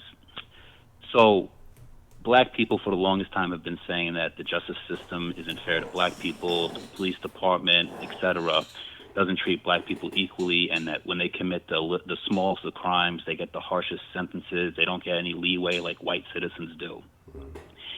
But at the same time, you got Democrats on TV during national debates talking about, yeah, you're an illegal immigrant, you hopped the border, you committed a crime, you know, yeah, don't worry about it. It shouldn't be illegal. We're not only are we gonna give you free, not only are we gonna help you not go into jail, we're gonna give you free health care, free housing, we'll give you free benefits, free that. But yet, black people have been here since the inception of this country, and they've fought in all of America's wars. They've helped build the country up. But you're going to turn around and not offer black people anything, but you're going to give illegal immigrants who willingly came here illegally and broke the law, and you're going to give them free stuff. So, in my opinion, I think that's the only reason why Kamala Harris and Bernie Sanders and the rest of the Democrats are talking about reparations, because they realize how foolish and how insulting they would sound if they're sitting here talking about illegal immigrants get free this and free that, but you don't pander to the black people too. So I don't know what your opinion on that is or what, but that's how I feel about it. No, I can agree with you on a lot of what you said, and the way you put it, as far as not fighting for a paycheck but fighting for equality, because you see a lot of situations where people who have money and they're doing well for themselves, they're still experiencing certain outcomes. So I think that's ideal. I do agree about the Democrats using it as a political tool, because, like you said, we saw these debates and it was, hey, we're not going to punish the illegal immigrants. We're going to give them insurance, and it'll be a civil penalty, which how are they going to pay for it anyway? But anyway, and a litany of other things. So I agree with what you said. I definitely I can rock with that. Yeah, and I mean, and Kamala Harris got some nerve. I mean, she's been a prosecutor for how long? The last 10, 20 years. And she's telling Joe Biden, I don't think you're racist. I don't think you're a bad guy, but you did make pro-segregationist comments. So, well, then that makes him a racist then if he said that. I mean, if you agree with pro-segregationists and you hang around them, well, birds of a feather flock together. But in 08 and 012, she voted for Obama and Biden. So she was okay with putting a racist in the White House 2 times, but now all of a sudden that when this racist is running against her, now it's not okay. Yeah, exactly. So I think she's a little bit of a hypocrite. In my opinion, she's not black, black Americans, people that trace their roots back to slavery here. And the whole reparations thing with the logistics, I mean, how does that work out? I mean, Obama's mother's white. She had slaves. Obama's father wasn't even American. He was from Kenya. So does he owe money? Does he get money? How does that work out? If you're a black person who's in the 1%, do you still get a check? If the government decides we're going to give out reparations, hey, but it's only $100 check. I mean, are black people going to be happy with that? Or are they going to say, no, we're owed $100,000 or $1 million each? So I mean, and back when a lot of the things were happening, the United States wasn't the United States that it is today. I mean, it started off with not 50 states, and not every state that was in America was a slave state. And what about the white families and the Muslim families and the Spanish families that fought against slavery? What about all the white people that marched with Martin Luther King? What about all the white people that worked with the Underground Railroad? The Jewish kids who got slaughtered down in Mississippi during Malcolm X's time. So how do you not give them some form of reparations or some kind of a discount? Because, they were part of the fight too, on the good side of the fight. So I think the logistics of reparations makes it a nightmare to actually make it happen. I think black people are owed the reparations, but I think it would do more harm than good if it actually ever got paid out. Okay, man. And then you're going to have a lot of people who are either insensitive or ignorant to black people's plight, and they're just going to sit there and and the jokes are just going to start. Hey, of course you can afford that. I paid for it. Or yeah, everything's going to go up in price. But what do you care? It's my money you're using to pay for it. I mean, and then just the bitterness is going to increase. I really think that and I know it's difficult for me. It's difficult to hear coming from me because I'm not black. But just looking at it with an open heart, I just personally believe that you should always fight for equality and not for a paycheck. I mean, unfortunately, the justice system is all about money. It's like, you commit a crime, you killed my mother. Well, I'm suing you for $30 million. Well, what the hell's $30 million going to do? It's not going to bring my mother back. You should sue to put the person in jail because they should suffer for their crime. So I don't know. I don't know if you want to add to that or what. No, and I mean, I ideally, essentially, I agree with what you're saying. I definitely get where you're coming from, and I mean, it doesn't matter. Racism is not a factor. Everybody's input is welcome. So, man, I don't really think there's anything you disagree. But the points you made about Obama, that was actually excellent because this we were kind of talking about earlier on in the conversation. As far as tracing people back. So, with somebody like Obama, does he deserve anything or? We were talking about Kamala also. She's not necessarily what you would say a black American. And no, her father was what they call a coolie, but he was mixed. He was black and Indian from Jamaica, and his side of and his family in Jamaica owned slaves, and they made money off of that. And her mother's from India, from East India. So I don't understand how she would get any reparations. I don't. She can identify as black all she wants, but she went to school in Canada. Yeah. Then she moved to California, one of the most liberal states in the country, if not the most liberal state. I just don't see that. I mean, and then again, going back in time, there was over 3,000 black slave owners back in the day during slavery. And some of them had a reputation of being the most harshest slave masters towards black people. So do their descendants have to pay money instead of get reparations? Yeah, wouldn't that be a bitch? You think you're finna get a reparations check, you go and do your research, find out that your people, you gotta pay some. That'd be fucked up. You're waiting for a check and said you got a bill. No, yeah, that'd be a tough situation. Your friends gonna start looking at you. What happened? Why you ain't get a check? I got a bill, man. My people, they own slaves. Goddamn, that'd be a fucked up situation, man. Okay, man. I didn't catch your name. I know you said you're from New York, but I didn't catch your name there, man. John, man. John, hey, I appreciate your call, and I think there's some very insightful input, and I agree with a lot of what you said. I don't think I can find too many points in where I disagree with what you said. Yeah, and I think also, in order to help with race relations, I mean, I think a big part of the problem is the media, whether it's print, TV, music. I think America, with white and black, and everything else in between, they've gotten too comfortable with showing black people in a very negative light, a very stereotypical light. putting only a certain type of black person in a certain genre. I think that is more important because people believe more what they see than what they hear. So I think if you put, everyone in a better light on TV and in media and the print, I think that'll trickle down to the kids because the kids these days, they're watching TV, Netflix, video games. So I think if you want to influence them in a positive way, do it through the media.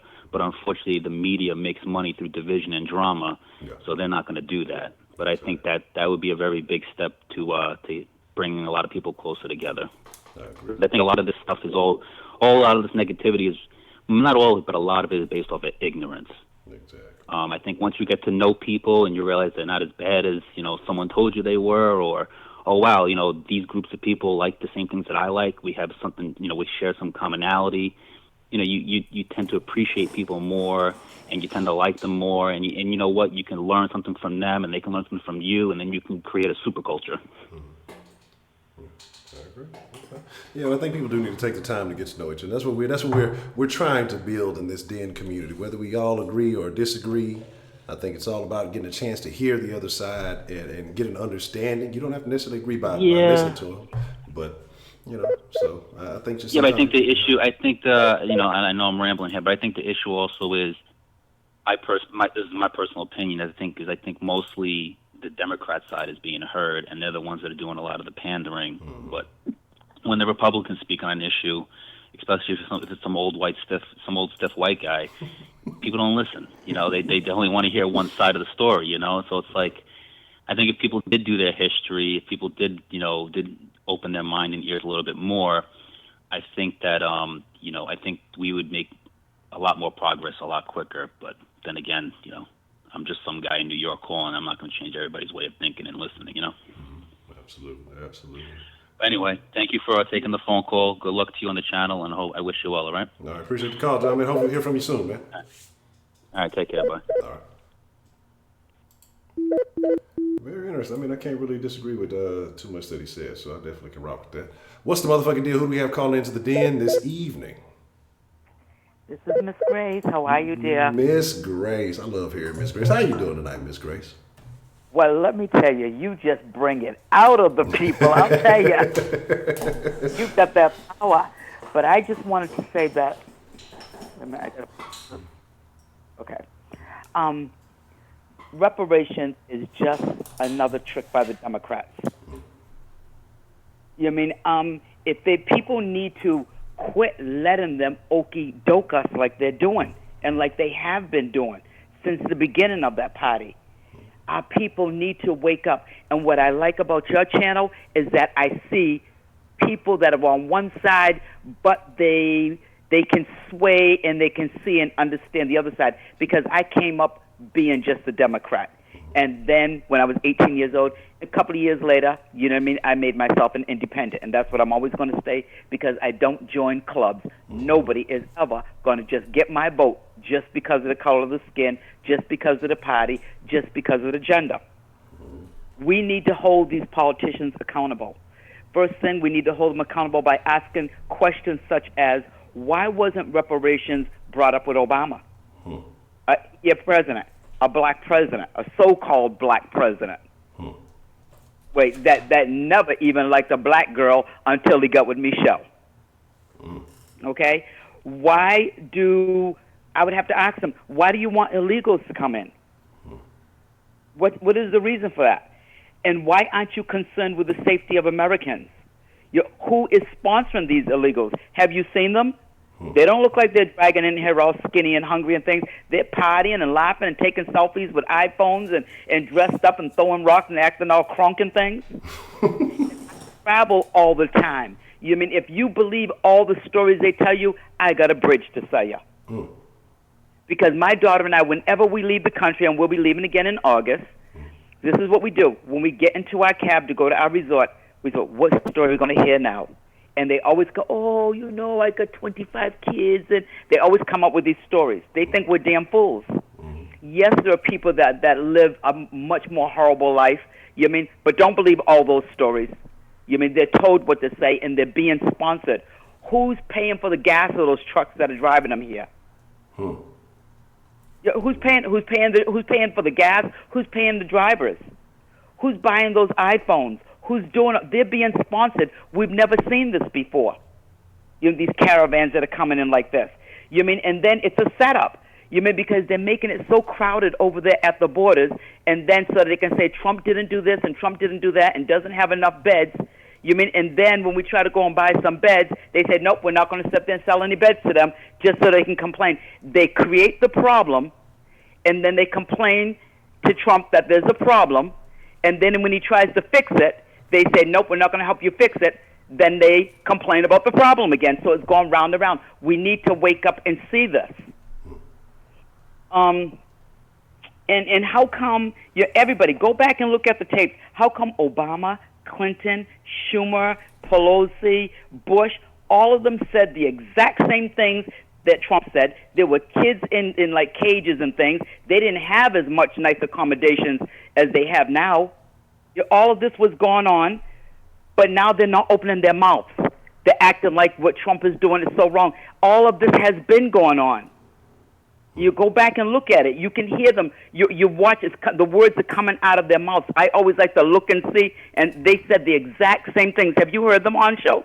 Yeah, I mean, it's a lot of craziness. Like I say, I've just kind of, I won't say recently, but kind of towards the end of the Obama, I started paying a little bit more attention to these politicians, because I used to just be really turned off by it. But I kind of put them all in that same group. But yeah, I notice a lot of the same rhetoric does come from them. What? Yeah, and you know what? And I did. My Obama got in there like November 4th, 2008. My mother passed away 2008 on the 3rd, the day before, and then his grandmother died around the same time. So yes, I voted for him the first time. I was so proud and everything. And then after, he's not that great. And then that inauguration, when I saw the trifling on his face and his wife's face, why are you looking so mad? And when they interviewed her at that time, when Melania handed her the gift, she said she was just upset because while she was at the front, her two little girls were going out the back door, and she was thinking about them. Now that story has changed. It was very mean. She looked like the mad black lady. And I saw something there. In December or January, when Obama was leaving, he got rid of a whole lot of Russians that were living lavishly here in America. Look it up, people. They were living so well. What were they doing here? How come they were living so? A whole lot of them. And he stepped and got them out real fast because they weren't thinking that Trump was going to come in. This guy that's not in their hip pocket. They weren't thinking about that. It's real crooked, and I was so disappointed seeing all of that. Bernie, talking about that 1%. Well, why isn't he doing it now in taxes or in charity? He's not giving it up. They're okey-doking our people, and we need to stop being tricked like this here. And then the other thing with reparation, I'm in the middle-class bracket. So for reparation, you mean tell me you're going to take more tax money out of me, and then you're going to give it back to me? So I'm going to be paying myself? That doesn't make sense. Anybody middle class or higher, what, you're going to take it out of me and then give it back to me? It doesn't even make sense. So I don't know how they're going to do it. And then the other thing, I just wanted to piggyback one more minute, what Miss Bell was saying, because I taught my students this, to interview the eldest members of the family so you start knowing, your history of your family. Alex Haley had said that, and that's one of my heroes. And when Kunta Kinte was brought over here, he passed that story down to Kizzy. She passed it down to Chicken George. Chicken George passed it down to Tom. They went right down the line. Yep. And what he was doing, he was practicing the oral tradition of the griots. You had to be 40 years old to start training to be a griot, and it took you 20 years to train. So by the time you really became one, you were 60 years old. And so they told the stories from one generation to the next. If any one of those kids didn't listen to their family member and not tell that story, that link would have been missing. So I made sure when I went to Africa, I went to the Pink Lake. I thought I was swimming in pink lemonade, but I didn't go to the village of Juparay. But I did go back here in Tennessee. I went to Henning, Tennessee. To tour and went to all of their graves and everything. You know what I mean? And the mayor was a young guy, like in his 20s. He said, you should be up here telling the story because I know everything verbatim. You know what I mean? That is my hero. And so when my students got to watch it on video, at the end, they saw Miss Grace swinging on the swing on the porch. Because in the South, my father was from the South, we had a swing that we used to swing on the front porch when we came home from church. We would go to church every day and 3 times on Sundays. But being a Northerner, I didn't know the Bible or anything like they did down there, so we had to sit on the morning bench and be put on display. My sisters and I just giggled. It was humorous. But we need to quit playing these games and letting these people trick us. If they were so concerned about giving us reparation, they would have done it with Obama, and they would not have been on television talking about the illegals. And if they want to give the illegals, you mean all this free health care and this housing and this, that, and another, what's going to be left for reparation? Where's this money coming from? You know, they want to give it all to the illegals. I believe in helping people. We want immigrants over here. My mother, you know what I mean? They come from the Cape Verde Islands off the west coast of Africa. You mean I know where I come from? You mean we know our culture? You mean it's just my father's side that I had to do my ancestry DNA to find out some more information that, you know what I mean, I'm 27% Mali. You know what I mean? And then I think like 17% Great Britain. And I thought my light skin came from my mother, my Cape Verdean mother, until when I was 12 years old and went to Lexington, Kentucky, and slept in a room and saw the picture of my father's mother. She was a very light-skinned black woman with long, nappy braids. And I said, that's where I got it from. I thought it was from my mother. And never heard those words. You always saying those words, high yellow and red bone and all that. We never heard that. Yeah, I heard him. I never knew that. Yeah. My grandfather was navy blue with light blue hair. We never heard those words here in my town. That was all new to me. You know, but we need to quit letting them trick us like this. Our people need to put their feet down, put their foot down, and hold these politicians, and don't let them trick us this time. Ask the hard questions. What is your plan? Why are you bringing all these other people over here? You know why? Because they're going to be the new niggers, the immigrants. They're taking over. And you know what? If we don't watch out, then we're going to end up Jose and Maria's servants. Yes, we are. Watch and see. And wherever I travel, the Spanish will yell nigger quicker than anything. You better not even go over to the Dominican Republic. You mean because the black guy over there, when I went there, he was carrying around a paper like a traveling pass, like a slave, to show that he had the right to be over there working. Other than that, they're rounding them up. You mean on these old raggedy school buses with no air conditioning, bars on the window. They're busting in their houses, and they're driving them to the other side of the island where Haiti is. They refer to them as the dark ones. You know, wherever I go, yeah, they're nice to us because we're tourists. You mean, but you hang around a little bit longer. You know what I mean? They feel quite comfortable to step in and speak a certain kind of way. You know what I mean? They do not like black people. This goes on. Everybody's talking about this racism. This has been going on since the beginning of time. It is what it is. My mother said in the Cape Verde Islands, when they had parades, the light-skinned Cape Verdeans marched in the front, the dark ones in the back. This stuff is going on. Everywhere I go in the country, I went to Africa. They liked me because my skin was light. They said I was clear. They treated me like I was Whitney Houston. You know, but my friend Patty, when I went down to Fayetteville, she said, don't make the mistake of saying you like my girl Kat because she's light-skinned, because she's one of the blackest people you'll ever want to know. Don't be fooled. You know, so we need to quit. We need to quit letting them trick us. Wake up, people. Ask them the questions. They're moving us out the way, and those immigrants are coming in, and they're taking over. And in my town here, you look out the window, they've been dropping them, the Central Americans. Don't get me wrong, I have some wonderful neighbors and things, but they're here. And we have to speak their language. You watch, people. You're going to be working for Jose and Maria. That's all I have. Do you have any questions? No, ma'am. A wonderful call. I have nothing to question or dispute. I agree. Yeah, better get right. Ask the tough questions. Yep, that's right. We better wake up and smell the cocoa. Hey, love you, Honcho. You too, Ms. Grace. Appreciate you calling in. Okay, bye-bye. All right. Shout out to Ms. Grace. All right. We'll take 1-2 more calls here. This will be one. We'll take one after this. After this, the next call will be the last one. What's the motherfucking deal? Who do we have calling in to the den this evening? What's up? It's Professor True. How you doing, Honcho? Professor Trill, you sound a little different this evening. What's going on? I got white as fuck, bro. Shit. How you doing? Still there? Yes, sir. Yes, sir. I mean, I ain't going nowhere. What's on your mind this evening, man? Man, no, it's Bretto. I'm just fucking with you. You know, man. Professor Trill, prepaid Mike, ran in, man, all the homework. You know what? I'm going to do something right now. Right now.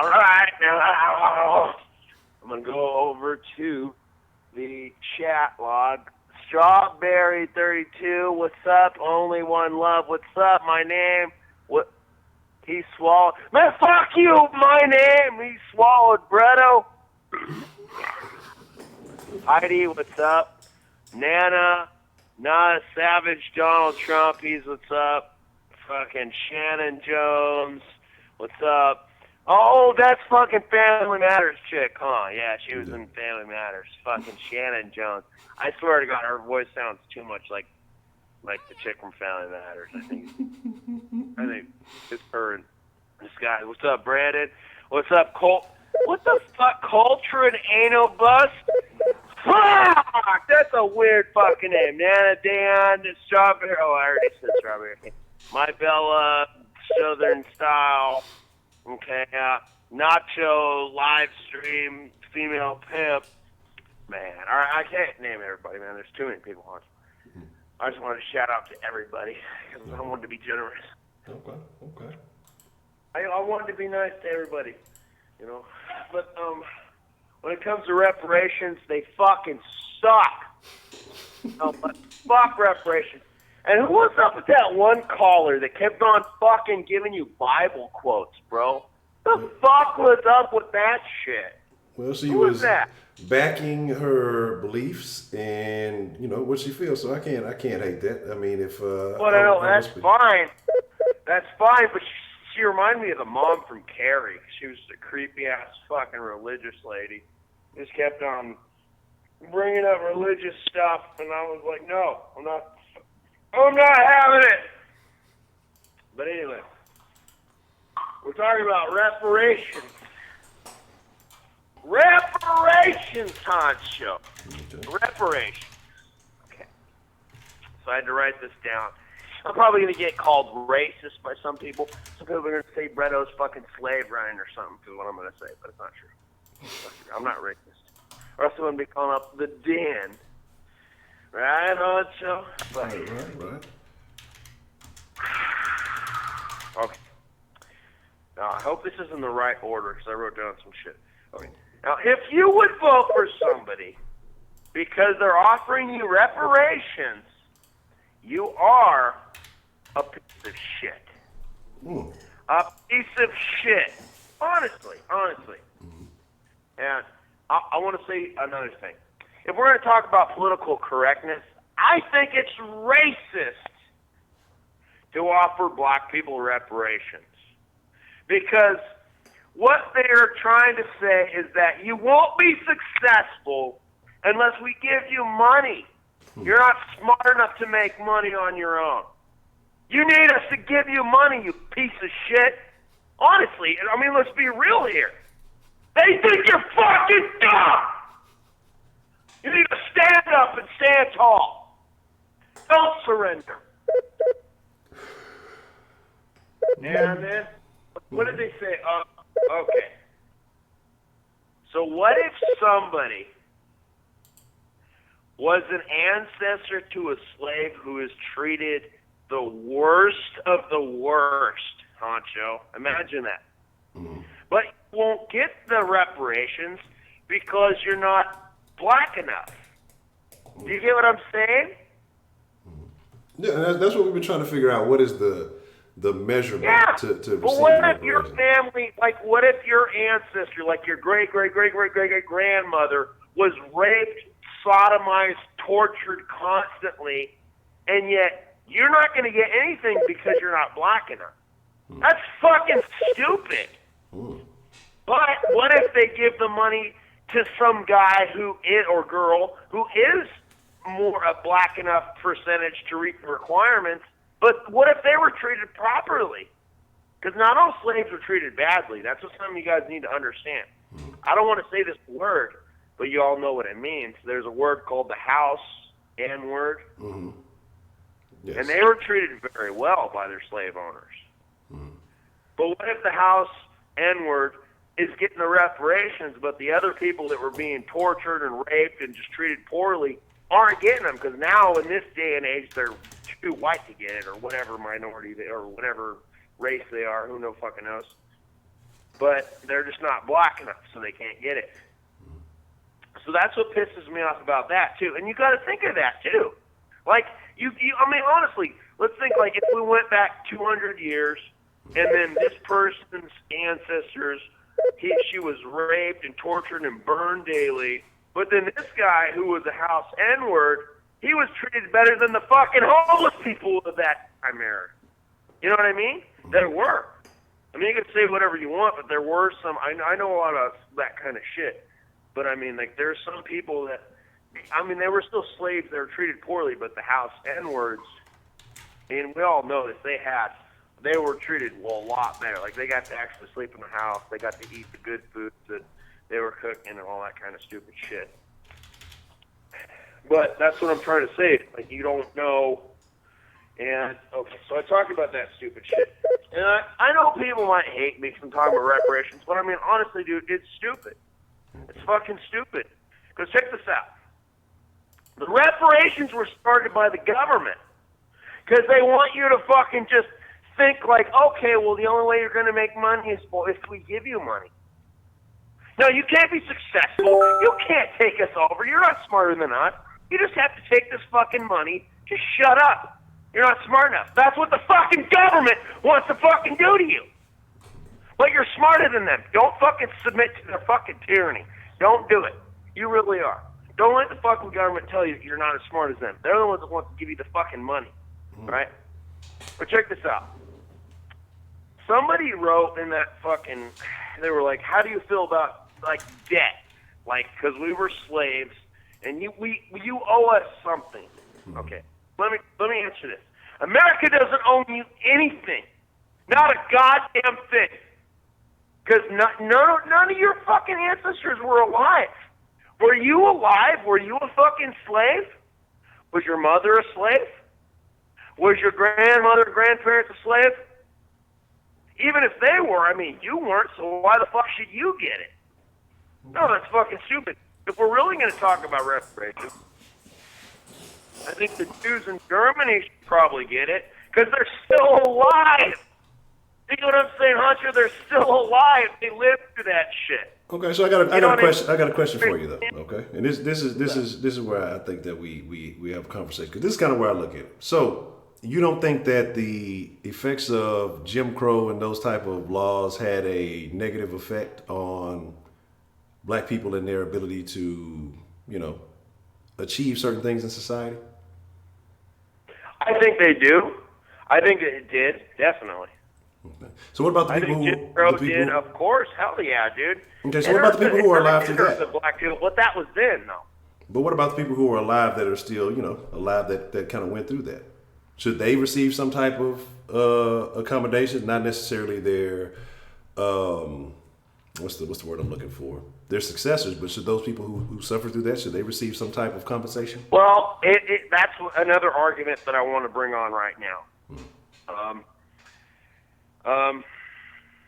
What was I going to say? That if, hold on, I wrote this shit down. Where the fuck did I put it? If I don't find it, fuck it.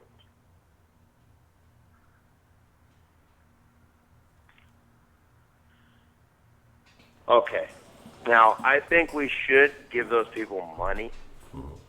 However, the reason I'm still kind of like, I don't know if we should or if we shouldn't, is because, like, I mean, it's not just black people that were hurt by that, too, though. I mean, it was basically everybody that wasn't white. So we're going to have to give all these people money. But, okay, let's say we do give them money. And, all right, let's agree that we were to give them money, right? Okay. But the only way I'd agree to this, and I'd be very cautious because it would be hard to prove, would be, okay, I'll give you money. Okay, I don't know how much it's going to be, $2,000, $50,000, $10,000. Okay, we'll give you money. But you won't get it until you pass a class about debt, accounting, and basic financial responsibility. If you want this money, you have to learn these things. Or we should encourage you to start a business too, like learn how to run a business. If you don't pass a class on accounting and business and whatnot, or I think it should be accounting, business, and debt. If you can't pass a class on that, you shouldn't be entitled to it. That's how I feel. How do you feel about that, Honcho? Because I don't think it's gonna fucking do anything. We're just the fucking money. It's not gonna do a goddamn fucking thing, bro. And you got to admit it. It's not gonna do shit. If we just hand them fucking money, we just say, go ahead, take the fucking money. It's not gonna do a fucking thing, bro. Now, and here's where I think that it would be ideal, and I understand where you're coming from. Because I would suggest that they be willing to do something like that so they can benefit off the money. But if you're going to give them the money, should it not be their right to blow it? And then after they've blown it, they have no further complaint because they were compensated, and they chose to make a bad decision, right?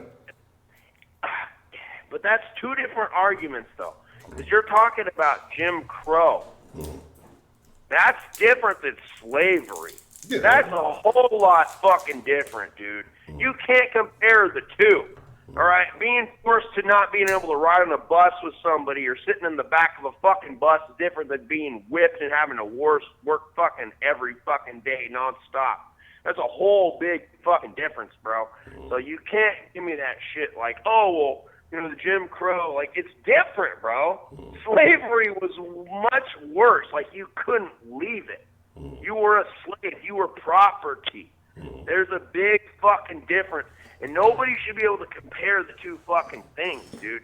That's what I'm saying. If there were still slaves alive today, like let's say slavery happened in 1975, and there were still slaves today, I'd say, fuck yeah, they need fucking reparations. Fuck yeah. But I mean, there's nobody, like even your grandmother isn't a slave. Like there's nobody that can say, well, my grandmother was a slave, so I deserve some goddamn reparations. No, you don't, man. Okay. No, you don't. Okay. You know what I'm saying? Now, and I have nothing against black people. I fucking love black people, but I don't think they should get reparations. If we're going to do that, I think we should give the Jews reparations too. You know what I mean? But I mean, even if reparations were paid, because I guess you could say, like, I think they're entitled to them, not from a slavery perspective. Fuck no, they're not entitled to those. But I think they're entitled to, like you said, that's a good point, Honcho, about Jim Crow laws. I think, yeah, they could push that argument. 'Cause there's so many black people, yes, we should give them some sort of reparations. But as that dude from New York was saying, like, it would be so hard to implement, though. So do you think somebody like Rachel Dolezal should get reparations? Oh, fuck no! She's a piece of shit, dude. You know she's fake, right? Like, she's not really black. Okay. But she emulates all the black styles, so we live in a trans society, so simply identifying that doesn't qualify. I identify as black too. I'm Waldo from fucking Family Matters. He fucking left. I'm gonna be Waldo from Family Matters now. Fuck, dude. That's who I identify with. I want my fucking money. Right, Honcho? Okay. Waldo from Family Matters. You know what's up, bro. All right. Did I say Family Guys? I said Family Guys. Well, here's the deal, Mr. Breno, man. We got the time Nazis out to get us. Oh, shit. Those fucking time Nazis. Honcho, bro. Because I had something on. No, it's all right, bro. I'm gonna submit. You goddamn time Nazis. I swear to God, they want me dead, Honcho. No, I think the time Nazis love you, Breno. The time Nazis want to be your friend. They're like, let's get him out of here because he has something to say about government. Oh yeah, and that one caller, she was. Did I already talk about that? I think probably did. All right, well, you take it easy, Honcho. All right, well, I appreciate your call, Mr. Breno. Hey, Honcho, wait. Yeah. Yes, sir. Yeah, what, bro? What's that? Breno is going to fuck, dude. I'm telling you, we're gonna grow, man. We're gonna grow. Trust me. Trust me, man. Shit's gonna happen. Trust me, shit's gonna happen. We're gonna fucking fly, man. Every fucking thing you can imagine, Honcho. It's gonna happen. It's gonna happen very soon. Very soon. And I will talk to you later, Honcho. Peace out, bro. All right, brother. Appreciate the call. I believe it. Already. Let me see. This might be the call that I've been waiting for. And I know I told someone else that I would take their call, so we may go a few minutes over. What's the motherfucking deal? Who do we have calling in to the den this evening? Hey, this is Sean. Yes, Miss Sean. How are you doing this evening? Well, I just plugged in at the right time. I've been wanting to hear from you all night. Yeah, I was looking in bed and let me just check this YouTube before I crash for the night. And I don't know. I heard. I don't know who. You know, I'm coming in. I would say, forgive me, but my perspective is within the last, I would say, about 4 minutes. Okay. So I can only really kind of comment on the I don't know, to call him a brother. In the last 5 minutes. Here we go, real quick. So what I just heard. He's talking about reparations. He loves black people. Nobody's been a slave, and this, that, and the third. Here's some things that kind of I zeroed in on. He has some sort of qualification in order for blacks to get reparations. He gave an alternative that they should pass a litmus test, financial literacy, and this, that, and the other. That is nothing but the equivalent to litmus test. Okay, you need to pass a class on this, and you need to be able to quantify this or that. It's the same shit that they did in order to vote. You had to guess the number of beans in a glass jar in order to exercise your civil rights. So he's being racist by even offering up, you need to pass a financial class or go to some kind of accounting and pass. That is the equivalent of what they call litmus test. That's something that we've already battled long ago. That's the same old regurgitating story. When we went to vote, we had to figure out how many beans were in a jar in order to vote. So that's bullshit. Don't fall for the okie doke. It's a regurgitation of the same shit. Now, another thing, he wants to say house Negro and field Negro. He didn't want to say it, but I'll say it. He said the house Negro had it good. Oh, they were just good. They were treated better. And so why would they get reparations, or how are we going to distinguish the house Negro from the field Negro? Here's what I got to say to you. I don't know what to call you. I'm going to call you my brother, because we love all people, because black people are loving people. If we weren't loving people, we would have been rebelled against you, and we would have never been slaves. But we're of the spirit. We're of Ra. We're Son. We're God. We're godly people. We are people of God. Okay? That's why we never rebelled against you. And if we wanted to do that, we would have did that a long time ago and whooped your ass. And we ain't did it yet. That's because we're loving people. So let's get back to this house Negro and field Negro. Okay, so he wants to sensationalize the house Negro. Like, oh, why would they give them reparations? They were treated well. Let me just tell you this. They were still in the house. And I'm going to repeat that. They were still in the house. Not their house, but your house or the owner's house. Against their will. That is not being treated well. That is not glory. That is not fucking nirvana. Okay? Don't get it twisted. The fact that a house Negro was a house Negro because they were forced. They weren't willingly in the motherfucking house. It wasn't nirvana. It wasn't fucking Disneyland. Get the fuck out of here. That's number one. Number two, I don't know if anybody knows or have learned or Googled it, where they had unearthed bones. They were doing some sort of construction project up in New York City. Now, this story, it's kind of old, but anytime they unearth bones and things like that, it's history. So they unearthed during a construction project a Negro slave grave. Go Google it. I want to say, did they have one here in Houston? Because I know they found one recently out here in Houston. They said they think it was like something like that, something like 200 bodies, or it was quite a bit of bodies that they had found.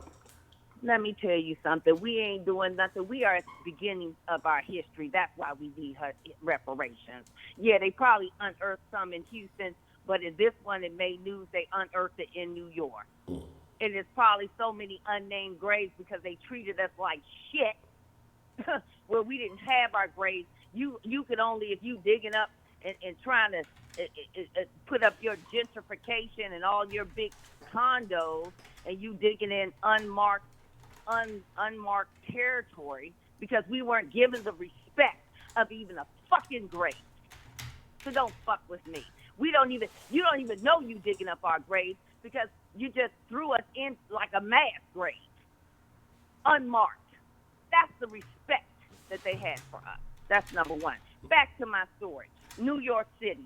They unearthed and they dug up, building a condo, whatever they were doing, a Negro slave cemetery. Okay? And once they found the article in the bones and the remains, of course, in modern day, they respected it and they did the analysis. And when they did the analysis, they said it was, most of the stuff, well, it wasn't intact, of course, because it's bones. But within the analysis, it was reported that the muscle and the bones, the muscle had detached from the bone. And in the final report, the muscle had detached from the bone on the deceased because that's how hard they worked every day. That's probably where, you never know where these little sayings come from. Saying, oh, they worked me to the bone. That's where it came from. Look it up. The muscles were detached from the bone from so much egregious and hard work that these slaves had to endure unpaid. And I'm going to keep repeating myself. This is an unpaid debt. Just like you get in a car accident, if you get in a car accident, you expect a few things. You expect a check, and you expect your medical bills to be paid. You expect your potential rehabilitation bills to be paid, depending on your injury. We have been injured.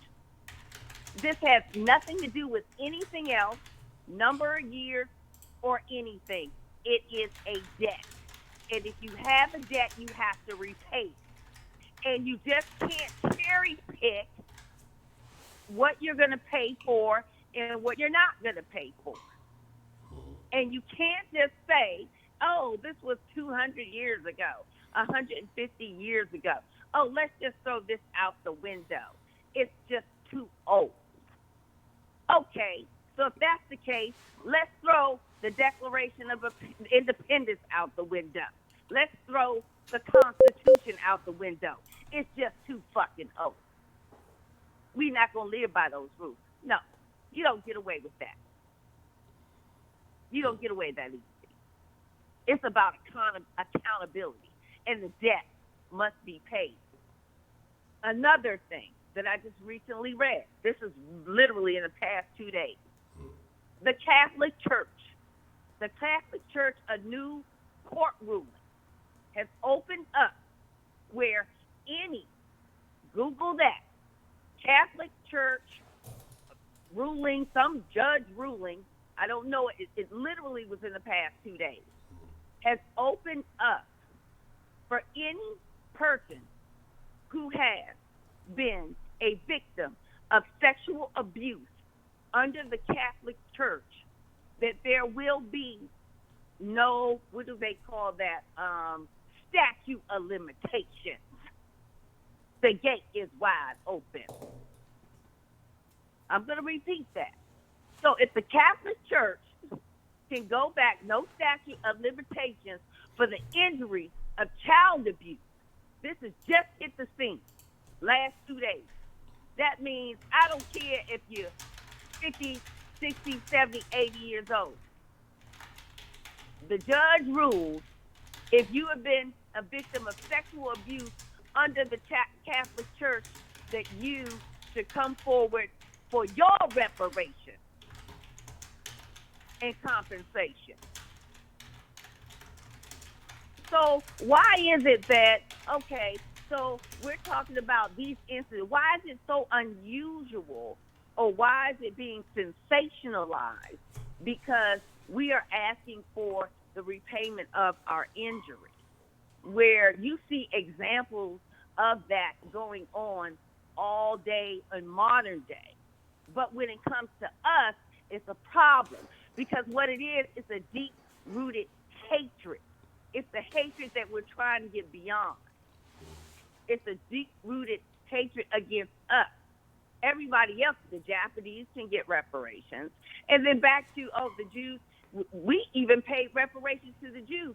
But it is not our job, back to the person who was just on the phone. It is not America's job to give Jews reparations. America didn't enslave Jews. America wasn't the perpetrator of the Holocaust. It was Germany. So Germany has to pay reparations. So for him to say the Jews should get reparations, yeah, they should, and they have. They should, and they have. They got reparations. And even America paid reparations to Jews in New York. In fact, President Barack Obama paid them reparations in form of hearing aids. So reparations are happening, but it's only when reparations to black that it becomes a problem. Okay, so now back to a couple of other points. We never got our 40 acres in the mule. A lot of people don't understand what that was. 40 acres in a mule was an attempt off the break to give us repair and restitution. But what happened was, it was put into law, just like these laws and things going on in government. I believe Andrew Jackson, once he won the election, he reversed the law that was already on the table. So we should have there was an attempt for this country, and they understood that there was mistreatment. And there was an attempt to correct that with 40 acres in the mule. That's why you hear that. But when Andrew Johnson came into presidency, the law was on the table, and he reversed it, and he actually gave all of the land that was supposed to be for restitution back to the Southern whites. So they got reparations. Oh, my God. The biggest reparations that was received were by white people, because they got the redistribution of wealth and land. And the little bit of land that we did have, millions and millions of acres, if you do a timeline and look at the acreage of land that we used to hold and we hold now, all of it was basically hijacked by laws and policies, and being tricked and being just outright taken. And in terms of economics and finances and accounting, which he wants to put us to a litmus test, we had many of thriving towns, but it was through economic envy, because we were working together and we knew how to till land. We knew how to deal with the environment we were in. So they use any little excuse, like the police are doing in modern day, any little excuse to shoot us is the same thing they did back then. Any little excuse, like you looking at a white woman wrong. You whistled at a white woman, Emmett Till. Tulsa, Oklahoma, burned. Whole towns burned down just because a black man even looked at a white woman. Get the fuck out of here. And we don't deserve reparations. And that was just economic envy. So you totally destroyed a whole culture, a structure, and not even getting into the slavery part of it, like totally destroying your language, your culture. And if the Catholic Church is talking about sexual abuse and rape, we've been the major. It's nothing. You talk about a Me Too goddamn movement. Me as an African American woman, what's about my Me Too movement? My foremothers have been raped over and over and over again. What about my Me Too? It's my time now. It's reparations now. What no Me Too movement for us back in the goddamn day when they were raping us over and over again, and our children. So I don't give a goddamn about no Me Too. What about us? Us too. It's our time now, okay? And I'll call back, but those are just the points that I can kind of get out, and I'm really kind of soundboarding after the call that I heard. But the thing is that there should be no anger about giving reparations to black people, or white people and black people. You got some black people like, oh, I don't need a check. I don't need this. I don't need no reparations. Reparations is not just about a check. Reparations could be solved in many, many different ways. But it's going to include some financial kind of redress. So I have a question for you, Miss Shaw. Yes, and sir. it was something that we kind of brought up earlier in the stream because we were trying to get people's different ideas on reparations and how it should be handled. I mean, if you get a chance, definitely go back and listen. I think there were some very good calls, some very good points were made as far as the issue of reparations. But who should receive the reparations? Should you have to have a certain percentage of black lineage? Do we go by the one drop rule? Like how should someone? No, we can't do that. We can't do that. How are we going to do the run? No, okay. No, we're not going to do a one drop rule. And yes, I am a descendant of a slave. My great grandmother was a slave. Okay, so there are ways because they do have records. They do have some form of record, and yes, you can use the DNA. Now, if you classify and come up with a reasonable classification of what your percentage of African history or lineage is, that can be something that can be discussed. But don't sit there and say that there's no way that you can figure it out and this, that, and the third. No, you can figure everything else out because slavery was the biggest form of terrorism yet. We talk about terrorism, the biggest form of terrorism yet, and we lost more people in the slave trade, even in the Holocaust. More, not less, more. But yet we're discounting. Now, back to who gets what. Yes, it definitely should be in terms of your lineage, who's living. I mean, if you're not alive, nobody can take your DNA. So, okay, we are, back to what I was saying, a major product of rape. So for him to just be so flippant about that, oh, well, who do you know, or this, that, and the other, we are nothing but products of rape.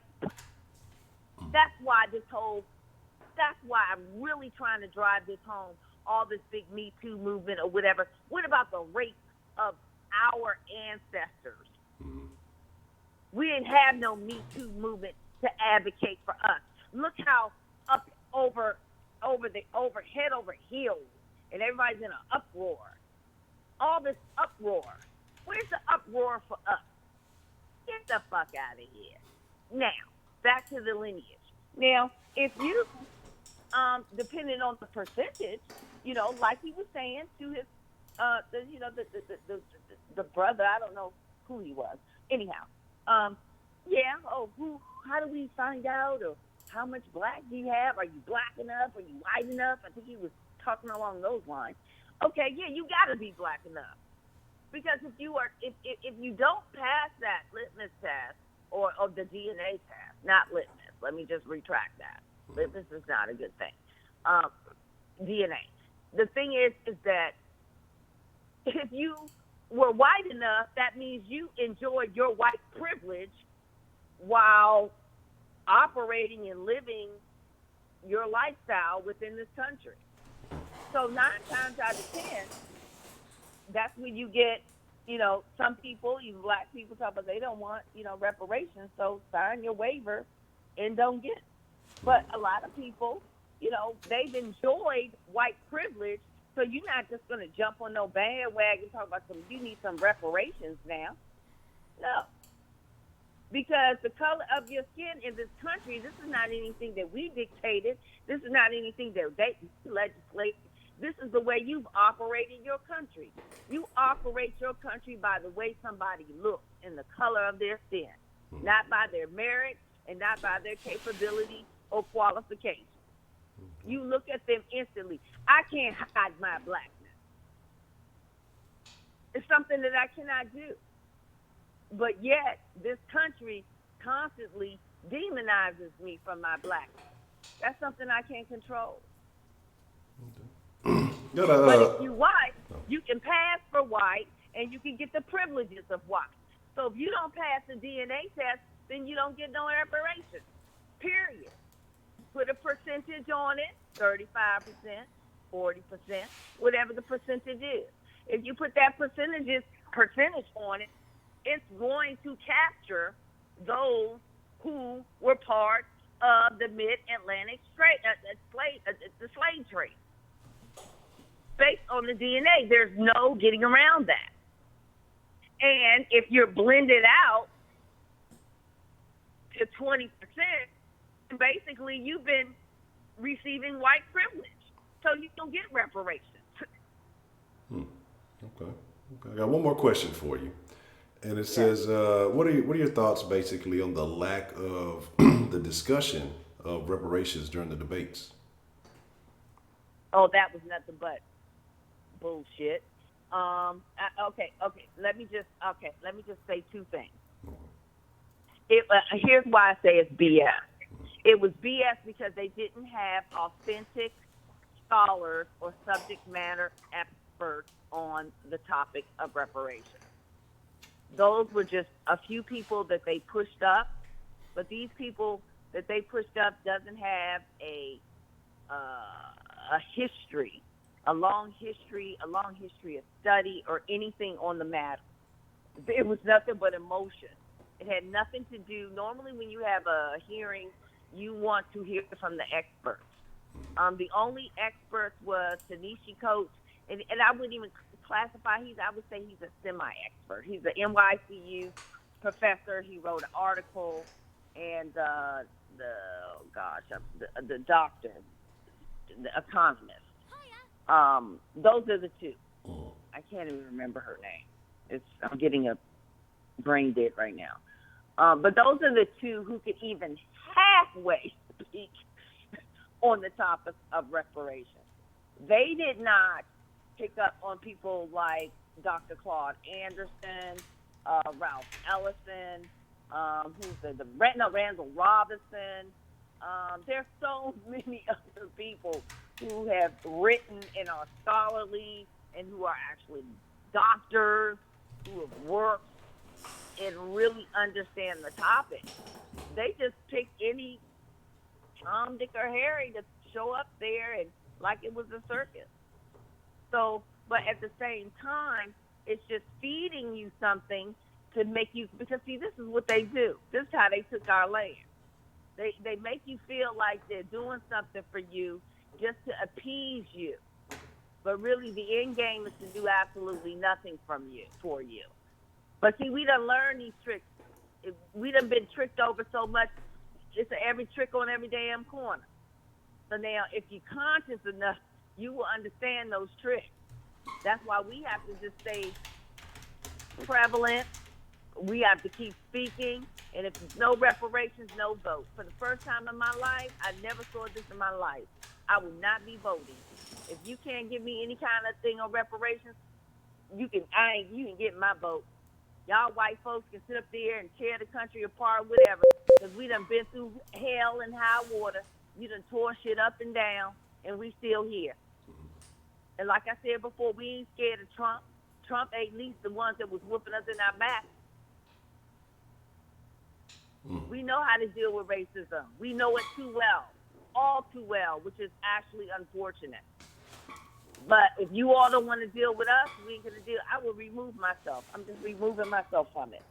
You guys go fight over it and figure it out. Okay. But back to the hearing, let me give a positive note.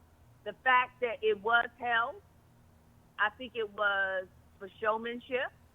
I think they have another ulterior motive at hand, but it can go both ways because it did elevate the conversation, and I think the conversation is always good, and I think the commission is good.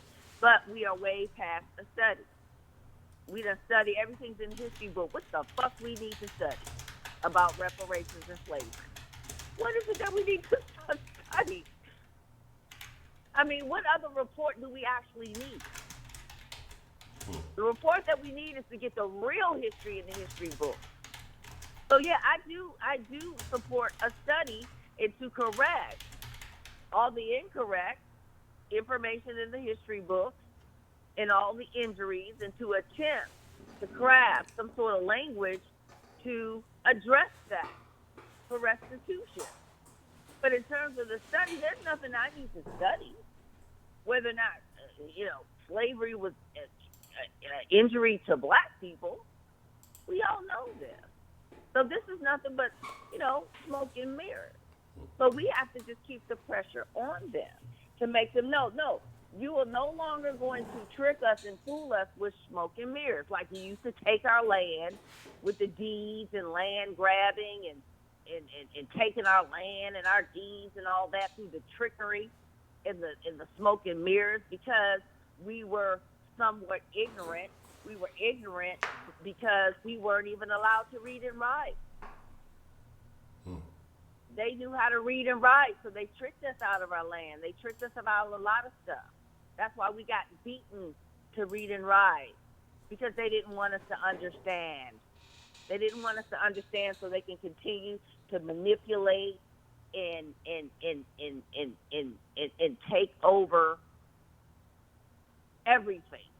Our total being, property, lives, livelihood, family. I mean, we didn't even have a right to marry our own men or women. We had to go with our own marriage ceremonies by jumping a broom. We weren't even allowed to get married under their system. So I don't want to hear anything from any other group persons because they have not had to deal with that in this country. Now, we're talking about America here. Now, you're coming in, all of the civil rights, all of the stuff we talk about, slavery, through Jim Crow and all of that stuff we battled for.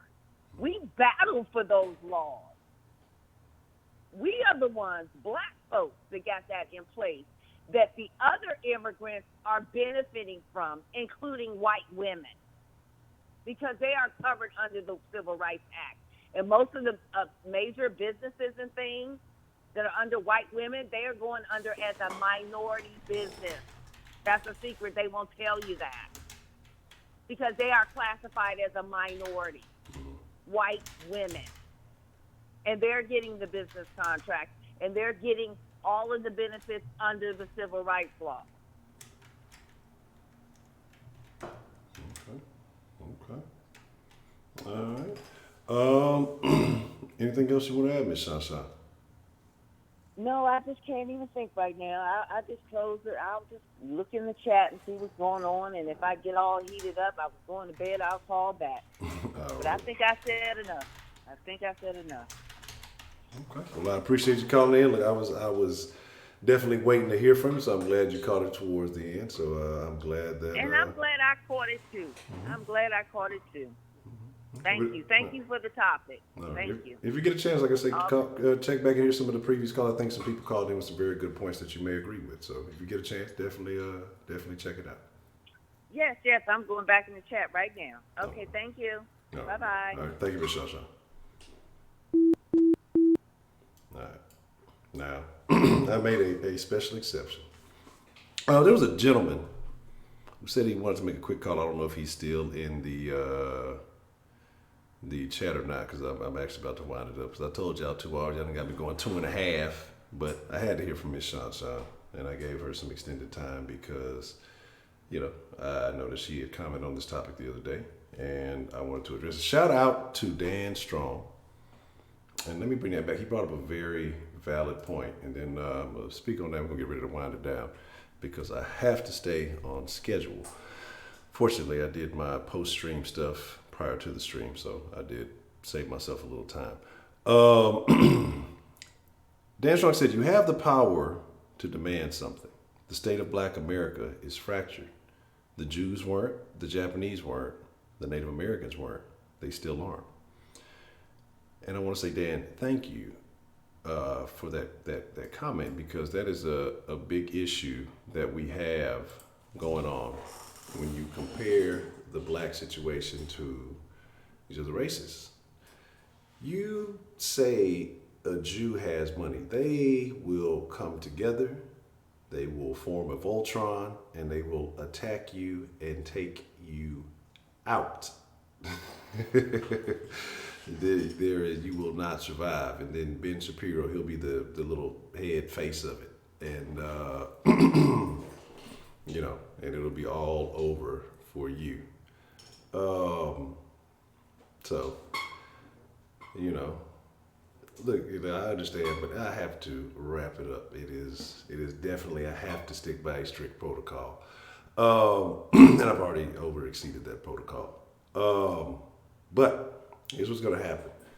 Because I think that today was a very interesting thing. I think we're going to bring this conversation back a little later in the week. So make sure, I want everybody to have their thoughts together and have their feelings, their vibes, whatever comments that they want to make on this. We're going to bring it back before the week is over, but I think this is a situation that's going to require a little bit more conversation. I found out tonight was very, very interesting. A lot of different points of views, a lot of different thoughts on the topic. And I just want to say shout out to everybody who called in. I got you, Mr. Brito, I understand, but I have to wrap it up because I have a schedule that I must stick to. But I want to say thank everybody. I guess I have to do this manually because the thing just went off. And I know there's a couple of calls who wanted to get in, and I did not get a hold of you, not just Mr. Brito. I know there was a couple other folks. So that's why I say we will extend this conversation later on in the week, because I want to hear what everybody has to say. I definitely do. Whether you agree, disagree, your feelings, you know, your personal research, your personal thoughts on the topic. I think that is all very intriguing. And there's some things I do want to expand on. So like I say, but if I start talking about them tonight, this will be a 4-hour den. And so we'll continue the conversation later in the week, because there are a lot of things that were said in some of the calls that, you know, when I do my pre or early stream monologue on the next topic, I'll address all of those things, because there were some points that were made that I definitely want to discuss. Okay. Female pimp, go back to wherever you came from, your tortilla chip church and all that good stuff. So let me do that so it doesn't get to doing weird stuff. Make sure you're following, well, if you want to follow my personal social medias, I am Ed Honcho. I'm your host of The Den. You can go to Ed Honcho HTX on Instagram and Twitter. Okay. And I told y'all about the Bluebell thing. I'm highly upset about that. Like, I really want to find this woman that licked the Bluebell container. I want her to be arrested. This is not a joke. This is not me being funny. So if you're on Twitter, go check that video out. And I believe I posted in the Den Facebook group. If you're in the closed group, check that video out. I want to know what you think, because I think people like that are disgusting. They're filthy, they're trash. And they're like, what? Who raised you to do something like that? To lick a fucking container of Bluebell, not the outside of the container, but to take the top off, lick the fucking container, and then put it back in the freezer. denshowlive@gmail.com. I'm going to post it here in just a second. But I think that's filthy. I think that is disgusting. I think that it is pure trash. Make sure you hit that like button. Hit that subscribe button if you're new. Like I said, we do this live every night at 10 p.m. Central. So make sure you tune in. Monday through Friday, we have these conversations during the day at 1 p.m. Central. It used to be 10 a.m., but now it's 1 p.m. So if you go looking for the Den at 10 in the morning, you may be waiting a little bit. If you want to reach the Den specifically, not just your boy Honcho, you can go to Twitter, Facebook, or Instagram /Den Show Live. It will take you to one of these social media platforms for the Den. If you want to send an email personally to the Den, go to denshowlive@gmail.com. Okay? Excuse me. Tune into the podcast. Go to denshowpodcast.com. Make sure you're following the podcast. And like I say, I've been taking the streams and taking the audio out and uploading them. So if you want to go back and catch if you miss a Den and you necessarily don't want to go to the chat, you just want to listen to the conversation, you can definitely go to Den Show Podcast and you can catch the audio there. Go to the Den Show shop. Get some of that super throw. I don't know who designed it, but whoever it is, they're a fucking genius. Get you some of that Den Show merch. Get you one of these That's Unfortunate shirts. It's suitable for all occasions, right? Especially Christmas time. If you buy someone a Christmas gift and they didn't get what they wanted, you can just tell them that's unfortunate.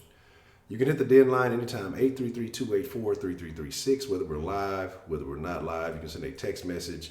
You can send a picture message, either it's via screenshot, funny meme or something you want to share. I'll definitely check that out. Again, you can leave a voicemail. I'll try to listen to those. I definitely got to clear out my voicemails. I know they're full. And shout out to the people who sent in the food picture. I know we're supposed to do a food Friday, and I promise I'll show them this Friday. I definitely slacked on that. Had a couple of decent looking meals there, and so I definitely want to show those for Food Friday. If you want to support the Den, if you want to make a one-time donation, then you go to streamlabs.com/The Den Show. If you want to support the channel, shout out to Dan Strong for dropping some digiments in the Den, and a very valid point. I think that's something we'll expand upon further. We're going to have some very, very good topics coming up later in the week, so make sure you guys are tuning in. Some controversial, some maybe not so much. I like the controversial shit. I love the drama. It's just like better than the Jerry Springer Show. And shout out to the Patreon supporters, patreon.com/The Den Show. If you are a Patreon supporter, you have access to all of the old dens that are currently, they were private. They're unlisted now. So if you want to go back and watch all the old dens, you can definitely catch those. So you can see how much the Den has changed from where it started to where it is now. Shout out to Dan, Diana, Betty Spaghetti, Ms. Goya, Christina Starriad, James, and Donald Trump. I appreciate the Patreon support. And again, look for a couple. I'm gonna be probably just dropping the new videos on a PDF file, since I can't embed them directly to Patreon because of the platform that I was using. So I'll send you guys the links in a PDF sheet. So it'll be a few of those coming tomorrow. But with that being said, what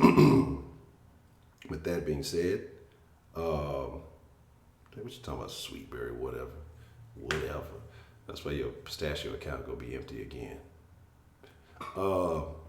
Again, I appreciate y'all. I thank y'all for coming through. I'm going to steal a few pistachios, hustle a few meals, and then I'm gonna get out of here.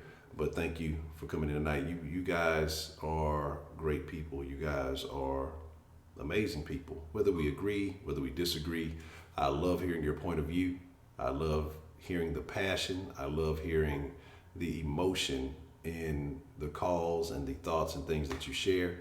And again, I apologize I wasn't able to get to everybody. I know there was a few people who wanted to get in, but we gotta keep this on the time constraint. But with that being said, Chugging Up a Deuce. Y'all be cool like y'all be cool. I'll catch y'all tomorrow at 1 p.m. If you have not caught the videos today, I dropped 3 recorded videos today. So if you get a chance, go back and check those out. I would love to hear your thoughts on that. I know it doesn't seem like YouTube is pushing those out as much. So if you check those out, hit that like button on those. Share those on your favorite social media platform. Share these dens on your favorite social media platform, because if this community is going to grow, it's definitely going to have to be the people in the community that help this thing get to where it needs to be. I appreciate all of you. Thank you. With that being said, I'm your host, Honcho. Y'all be cool like y'all be cool. Y'all ain't got to go home, but I'm finna get the fuck up out of here. Heidi the Heathen. It all makes sense now. Definitely makes sense. Don't ask me about no fucking outro music. I don't want to hear it. I ain't even finna address the shit.